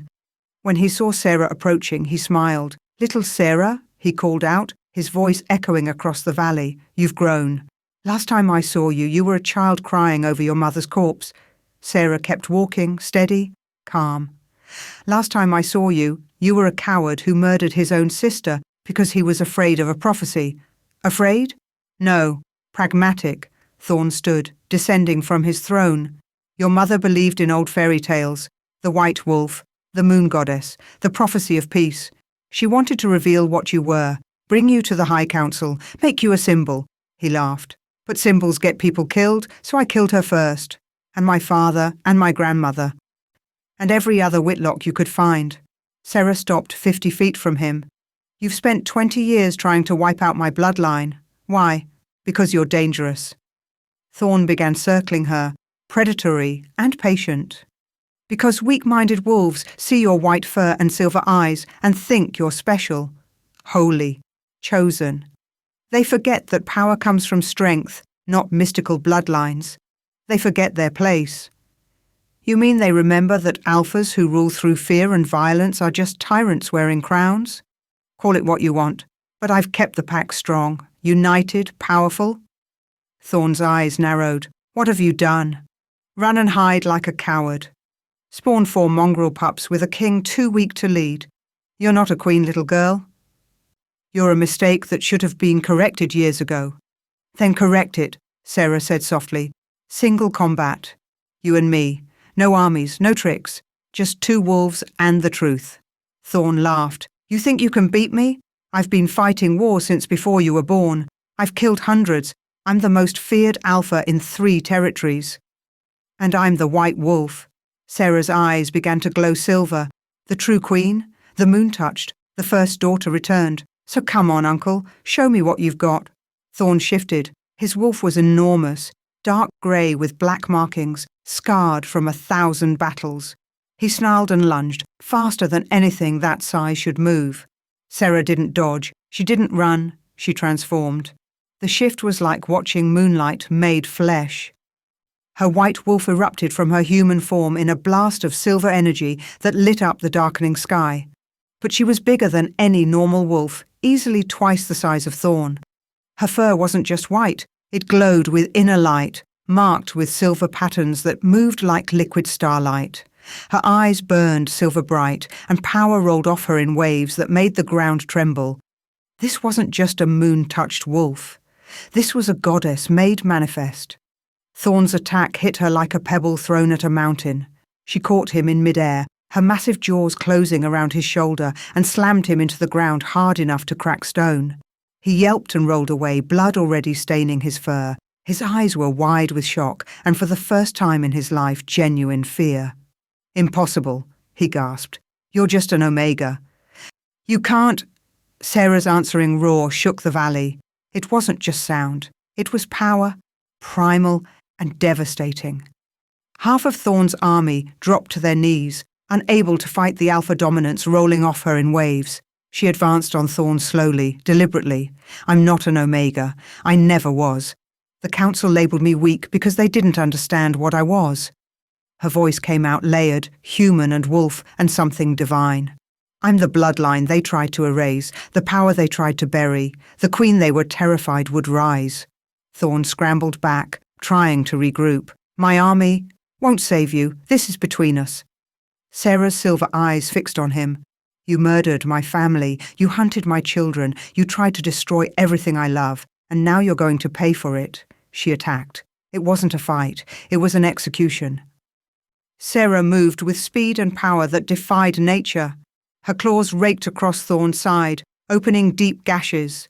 Her fangs found his throat and ripped away, not killing but maiming, making him suffer, making him feel every ounce of pain he'd inflicted on others. Thorn tried to fight back. He was a skilled warrior, a veteran of countless battles. But Sarah was beyond him, beyond all of them. She was what the legends spoke of. The first's power reborn, the moon goddess's will made flesh. When it was over, Thorn lay broken and bleeding at her feet. His army watched in stunned silence. And Sarah, the white wolf queen, placed one massive paw on his chest and leaned close. You wanted to know why the prophecy said false kings would fall, she whispered? Because real power doesn't come from fear. It comes from love, from sacrifice, from choosing to protect the weak instead of preying on them. She pressed down, and Thorn whimpered. You were never a true alpha, just a coward with an army. Please, Thorn gasped. Mercy? Did you show my mother mercy? Did you show my children mercy? Sarah's eyes blazed. No, so neither will I. She ended it quickly, cleanly, and when Thorn's body went still, she raised her head and howled. The sound was pure and terrible, filled with grief and victory and power that echoed across the mountains. It was the howl of a queen claiming her throne, the howl of a bloodline restored, the howl of justice finally served. One by one, the wolves in Thorn's army began to shift back to human form. They dropped to their knees, heads bowed, necks exposed. 3,000 warriors surrendering to a single wolf. "All hail the White Wolf," someone whispered. The whisper became a chant. "All hail the White Wolf Queen." Sarah shifted back to human form, standing naked and powerful in the center of the battlefield, covered in her uncle's blood. She looked at the army kneeling before her, then turned toward the castle. Toward Darius. He was already walking across the battlefield, his 4 children running ahead of him. Luna, Atlas, Nova, and Orion reached their mother first, throwing themselves into her arms despite the blood. "Mama," they cried in unison, "you won, you won." "We won," Sarah corrected, holding them close. "We're a family, we win together." Darius reached them, and for a moment they just stared at each other. King and queen, mates, equals. Then Darius knelt, not a slight bow, not a polite acknowledgement. He knelt fully, head bowed, exposing his throat in complete submission to his mate. "All hail the White Wolf Queen," he said, his voice carrying across the battlefield. "My equal, my partner, my love." The remaining wolves from his castle emerged from the gates, hundreds of them, and they knelt too. 800 wolves acknowledging their true queen. Sarah looked down at Darius, tears streaming down her face. "Stand," she said softly. "Stand beside me, not below me, beside me." Darius stood, taking her bloody hand in his. "Always." Luna tugged on her mother's dress, her silver eyes glowing. "Mama, something's happening." The little girl was right. The 4 pups had begun to glow, their power awakening in response to their mother's transformation. Luna's silver eyes blazed. Atlas's hands crackled with flame. Nova's touch radiated healing warmth. And Orion's empathic gift connected them all, binding their powers together. "Link with us," Luna said, reaching for both her parents. "Link with us and show them who we are." Sarah and Darius each took a child's hand. The quadruplets joined hands with each other, and their combined power exploded outward in a pillar of silver light that shot up into the darkening sky like a beacon. It was visible for miles. Every pack in the Northern Territories would see it. Every alpha would know what it meant. The true royal family had risen. When the light faded, Sarah stood at the center of her family, her hand in Darius's, their children glowing softly around them. "I am Sarah Whitlock," she announced, her voice carrying across the valley, "daughter of the first, the White Wolf Queen, and I claim my birthright." She looked at the 3,000 wolves still kneeling before her. "Those who serve with honor and protect the weak are welcome in my kingdom. Those who rule through fear and violence are banished. Choose now. Follow me into a new era, or leave and never return." Not a single wolf left. They all bowed deeper, accepting her rule. Sarah turned to Darius. "And you, my king? Will you rule beside me? As my equal and partner?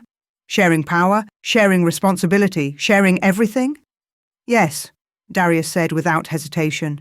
"Today and every day after. I'm yours, Sarah. In all ways. Forever." She kissed him then, in front of their children and their armies and their kingdom. A kiss that sealed the mate bond completely. A kiss that promised forever. When they finally pulled apart, the celebration began. Wolves howling in joy, warriors embracing, the darkness of war giving way to the light of hope. Dr. Thorne appeared with blankets and clothes, helping Sarah dress while the children chattered excitedly about the battle. The army began making camp, no longer enemies but allies. And Darius held his mate's hand and felt, for the first time in 5 years, complete peace. They'd won. Against all odds, against all threats, they'd survived and claimed their future. The celebration lasted deep into the night. Bonfires lit the valley, music and laughter filling the air. Sarah sat on a hastily constructed throne, Darius beside her, their children playing with young wolves from both armies who were already becoming friends. It was perfect. It was everything they'd fought for, which is why Darius should have known it was too good to last. He noticed it first, a slight movement in the tree line beyond the camp. His wolf immediately went on alert, scanning the darkness. There, 2 figures in Royal Guard uniforms standing just beyond the firelight, speaking in low voices. Phase 1 failed, one of them whispered. "The White Wolf is too powerful. Thorne is dead. The army has surrendered." Then activate Phase 2, the other responded. The Master will be pleased. With Thorn gone and the king distracted by his mate, the castle is vulnerable. And the children? Eliminate them, all 4. Without hairs, the throne falls to... A hand emerged from the shadows and grabbed both guards by their throats, silencing them. The figure was hooded and cloaked, moving with predatory grace. It snapped both their necks with casual efficiency, then let the bodies drop. The figure turned toward the celebration, toward the royal family laughing around the fires. Even from a distance, Darius could see the smile beneath the hood. Cold, calculating, patient. Then the figure melted back into the shadows and was gone. Darius was on his feet immediately, his wolf snarling. Guards, perimeter check, now! But he already knew it was too late. Whoever that was, whatever Phase 2 meant, it was already in motion. Sarah looked at him, her silver eyes sharp. What's wrong? We have a problem, Darius said grimly. Someone else wants the throne, and they just killed 2 of our own guards. Sarah's hand tightened on his. Then we deal with it. Together. Together, Darius agreed. But as he looked out into the darkness at the shadows that seemed to move and shift with malicious intent, he couldn't shake the feeling that their real battle was just beginning. They'd defeated the external threats, the poisoners, the assassins, the uncle who'd hunted them for years. But the enemy within? That was always the most dangerous. And somewhere in the shadows, watching and waiting, someone was laughing. Chapter 8, 3 months, had changed everything. Sarah stood on the balcony of the royal chambers, watching the sun rise over her kingdom, and barely recognized it as the same place she'd been dragged from 5 years ago. The city below was alive with color and sound. Market stalls opening, children laughing, wolves of every rank moving freely through streets that had once been segregated by class. This was her kingdom now, hers and Darius's, built not on fear, but on something she'd never thought possible, hope. Mama, Mama, watch this. She turned to see Atlas in the courtyard below, his small hands wreathed in flame. He was carefully, so carefully, shaping the fire into a bird that flew in lazy circles before dissolving into sparks. Nova clapped and healed a singed patch on his sleeve where he'd lost control for a moment. Very good, son, Darius called from where he was teaching Orion defensive stances. But remember, control before power. Yes, Papa, Atlas said, grinning. Sarah's heart swelled. Papa.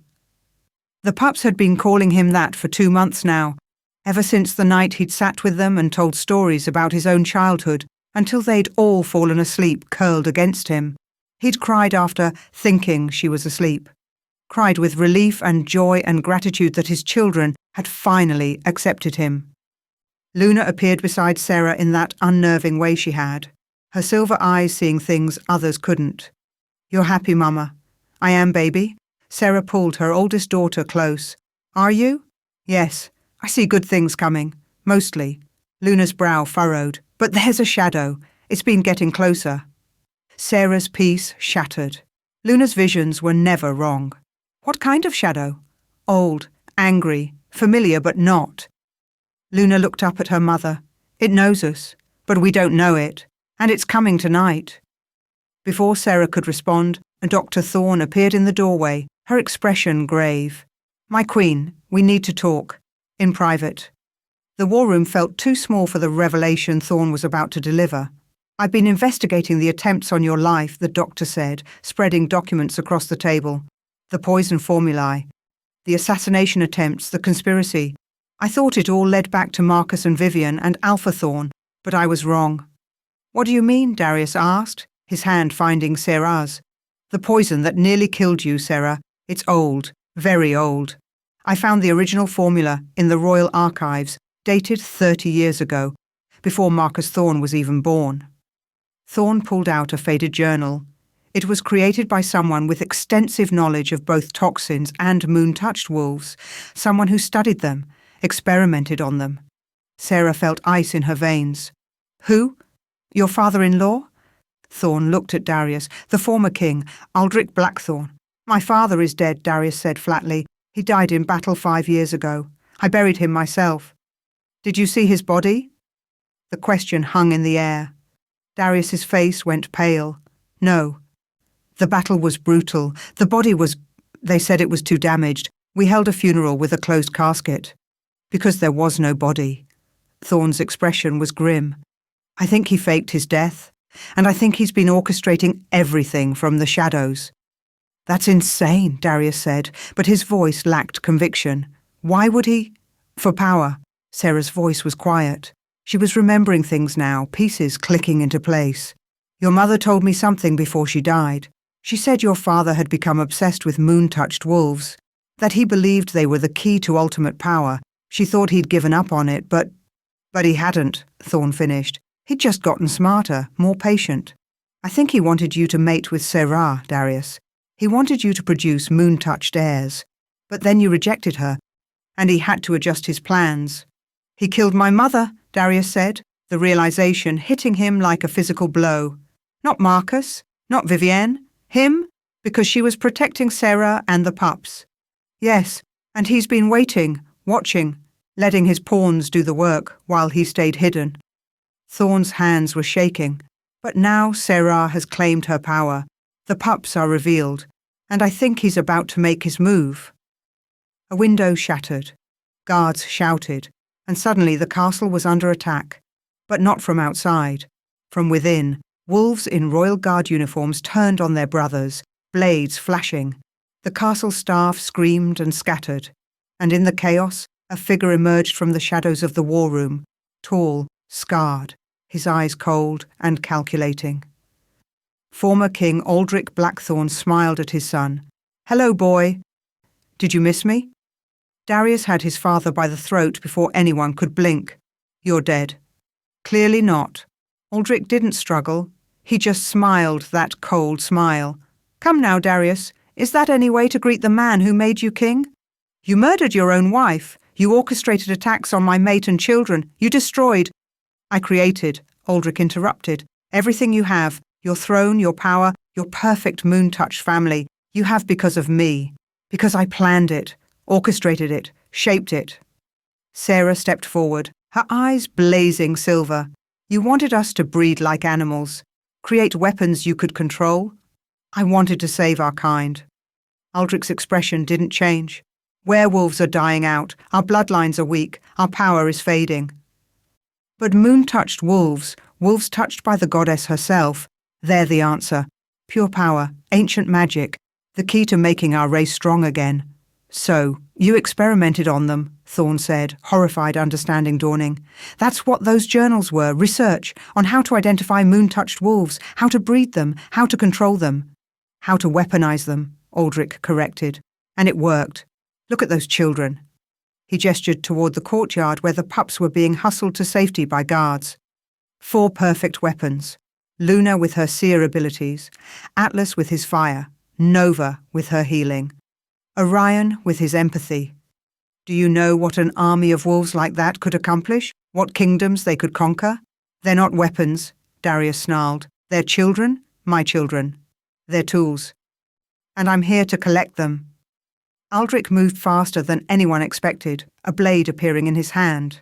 But he didn't attack Darius. He attacked Sarah, the blade aimed straight for her heart. And stopped mid-air, suspended in silver light. Luna stood in the doorway, her small body glowing, her eyes pure white. "No," she said, her voice layered with power. "No more hurting, no more killing, no more." The other 3 pups appeared beside her, their powers combining into a shield that protected their mother. Aldric's blade clattered to the floor, repelled by their combined will. The former king stared at his grandchildren, and for the first time, genuine emotion crossed his face. Awe, greed. "Magnificent," he breathed. "Even better than I hoped. Come here, children. Come to your grandfather." "I have so much to teach you." "You're not our grandfather," Luna said coldly. "Grandfathers love, protect, care. You're just a monster who wants to use us." "I'm your legacy," Aldric said. "Your purpose. Without me, you'd just be cursed freaks hiding in the shadows. I can make you gods." "We don't want to be gods," Atlas said, his hands crackling with defensive fire. "We want to be kids." Aldric's expression hardened. "Then you're fools. Just like your father. Just like—" He moved, so fast. Not toward the pups, but toward the window, toward escape. He'd planted this attack, used it as a distraction, and now he was going to disappear back into the shadows. But Sarah was faster. Her white wolf exploded from her human form, massive and glowing, and caught Aldrich before he could reach the window. She pinned him to the floor, her jaws around his throat, her silver eyes blazing with fury. "You killed my mother-in-law," she growled. "You tortured moon-touched wolves. You tried to turn my children into weapons. Give me one reason I shouldn't rip your throat out right now." Aldrich laughed, even with death inches from his windpipe. "Because you're too soft, too moral. You'll hesitate and I'll escape. I always escape. I always win." "Mama, wait!" Luna's voice cut through the rage. "Don't kill him!" Sarah's wolf paused, confused. "Baby, he's too dangerous to—" "If you kill him, it curses our bloodline. I can see it." Luna's silver eyes were filled with tears. "His death would stain us, make us like him. There's another way."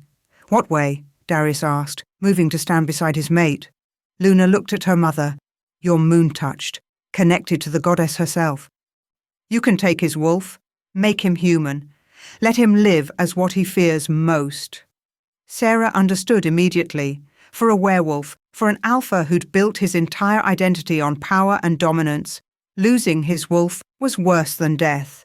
It was becoming prey, becoming weak, becoming everything he despised. "I don't know if I can do that," Sarah said. "You can," Luna said with absolute certainty. "I see it. The silver light, the goddess's blessing. You have the power to create and destroy, to give and take. Do it, Mama. Save our souls by damning his." Sarah looked at Darius. He nodded. "Your choice, your power. I trust you." Sarah closed her eyes and reached deep inside herself, to the place where the moon goddess's blessing lived. She felt it respond, ancient and powerful, flowing through her like liquid starlight. She placed her paw over Aldrich's chest, right over his heart where his wolf lived. "In the name of the first," she said, her voice resonating with divine authority. "In the name of the moon goddess and all she holds sacred. In the name of justice and mercy combined. I strip you of your wolf. I take your power. I make you mortal." Silver light exploded from her paw, flowing into Aldrich's chest. He screamed. A sound of such pure agony it made everyone in the room flinch. His body convulsed. His eyes went from alpha gold to human brown. And when it was over, when the light faded, what lay beneath Sarah's paw wasn't a werewolf anymore, just a man. Weak, mortal, powerless. "No," Aldrich gasped, his hands clawing at his chest. "No, no, no, my wolf. I can't feel." He looked at Sarah with horror and hatred. "What have you done?" "Given you what you deserve," Sarah said coldly. "A lifetime to reflect on your crimes. A lifetime to feel weak and helpless and afraid. A lifetime to understand what you did to others." She shifted back to human form, standing over the man who'd caused so much pain. Take him to the human territories, let him live out his days among the people he thought were beneath him. And if he ever returns to Pack lands, execute him on sight. Guards dragged Aldrich away, the former king screaming and fighting, reduced to pathetic struggling that no longer had any power behind it. When he was gone, silence fell over the war room. Then Darius pulled Sarah into his arms, holding her so tight she could barely breathe. "It's over," he whispered. "It's finally over." "Is it?" Sarah asked, looking at their 4 children who stood together, glowing softly, still connected by their combined power. "Yes," Luna said, her silver eyes clear and bright. "The shadow's gone. The threats are over. I see peace now, for a long time." The celebration that night was different from the one 3 months ago. This wasn't victory in battle. This was victory in survival, in family, in love, finally conquering fear.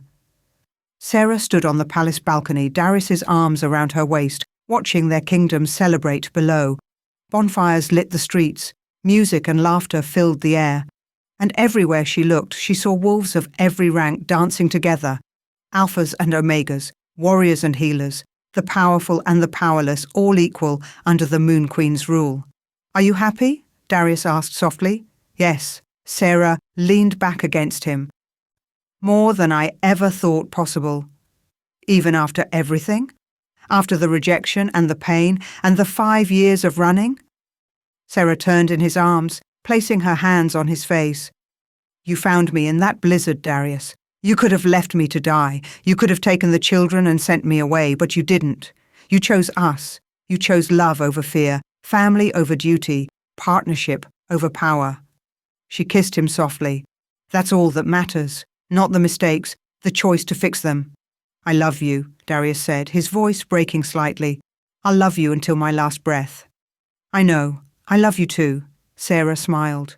And I have some news that might make you love me even more. Impossible, but tell me anyway. I'm pregnant. Darius went very still. What? With our 5th child. Dr. Thorne confirmed it this morning. Sarah's smile widened at his stunned expression. Apparently, a completed mate bond and 3 months of peace is very conducive to baby-making. Darius let out a whoop of joy that made the pups come running. What's happening? Luna asked. Why is Papa yelling? Because you're going to be a big sister again, Sarah said, laughing as all 4 children started jumping and shrieking with excitement. Another sibling, Nova cheered. Can it be a boy? Atlas asked. We need to even out the numbers. You can't order babies like food, Orion said, but he was grinning. Luna pressed her ear against Sarah's stomach, her silver eyes glowing softly. It's a girl, she announced, and she's going to be very powerful, but different from us. She'll be... Luna paused, searching for words. She'll be the bridge.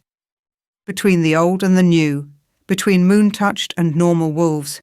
She'll be proof that we're all the same underneath. A bridge? Sarah repeated, touching her stomach. I like that. What should we name her? Darius asked. Let's wait until she's born, Sarah said. We have 7 months to decide. They stood together on the balcony, Sarah and Darius with their 4 children pressed close, a family finally whole. Below them, the kingdom celebrated their queen and king. Above them, the full moon shone bright and clear. And then snow began to fall, soft, gentle flakes that caught the moonlight and glittered like diamonds. The pups held out their hands, catching snowflakes and laughing. Sarah closed her eyes and felt the cold kiss of winter on her face. But this time, it wasn't deadly. It wasn't terrifying. It was beautiful. I see it. Mama, Luna whispered, her silver eyes distant and glowing. Our future, it's golden, bright, full of love and laughter and peace. New packs will rise, old wounds will heal, and our family will be the foundation of it all. We're going to change everything. That's a lot of pressure for a 4-year-old, Sarah teased gently. Luna grinned, suddenly looking her age again. Good thing I have 3 siblings, 2 parents, and a baby sister on the way to help. 5 pups, Darius said wonderingly. We're going to need a bigger castle. We're going to need a bigger everything. Sarah laughed. More guards, more teachers, more patience. We'll manage, Darius said, pulling her close and kissing the top of her head. We survived assassination attempts, poisonings, armies, and family conspiracies. We can handle 5 children. Famous last words, Dr. Thorne called from the doorway. She was smiling, though, holding a tray with celebratory drinks. To the White Wolf Queen and her king, to the 4 strongest pups I've ever seen, and to the future, whatever it brings. They toasted under the falling snow, a family forged in fire and pain and love. And as Sarah looked at each of their faces, Darius with his fierce devotion, Luna with her wise silver eyes, Atlas with his protective fire, Nova with her gentle healing, and Orion with his deep empathy, she felt something she hadn't felt in 5 long years. Complete, whole, home. The snow fell faster now, blanketing the kingdom in white. But it wasn't the deadly blizzard that had nearly killed her. It was the promise of renewal, of fresh starts, of beauty after darkness. Thank you, Sarah whispered to Darius. For what? For finding me in the snow, for choosing us, for loving me despite everything. She took his hand and placed it on her stomach, where their 5th child grew, for giving me the family I never thought I'd have. Darius kissed her, slow and deep and full of promise. I'll find you in every storm. I'll choose you in every life. I'll love you past forever. He smiled against her lips. You're my mate, my queen, my everything. Around them, their children cheered and played in the snow. Below them, their kingdom celebrated. Above them, the moon goddess looked down and smiled.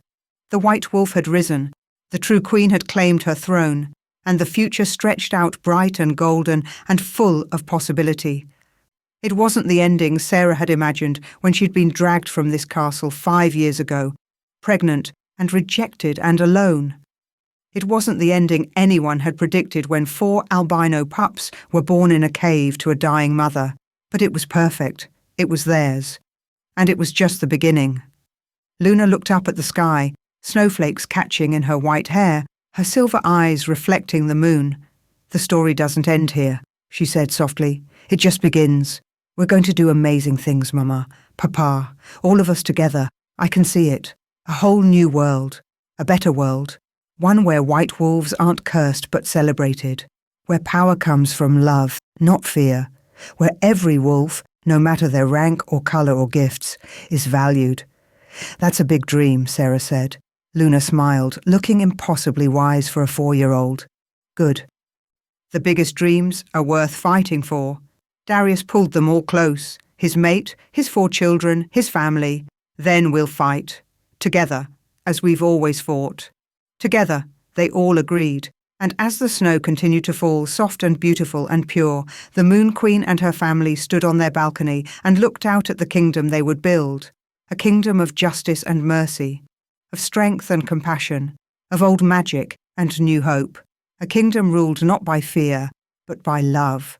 The white wolf had come home, and she was never leaving again. The end. Thank you for listening to this video. Like, share, and subscribe for more.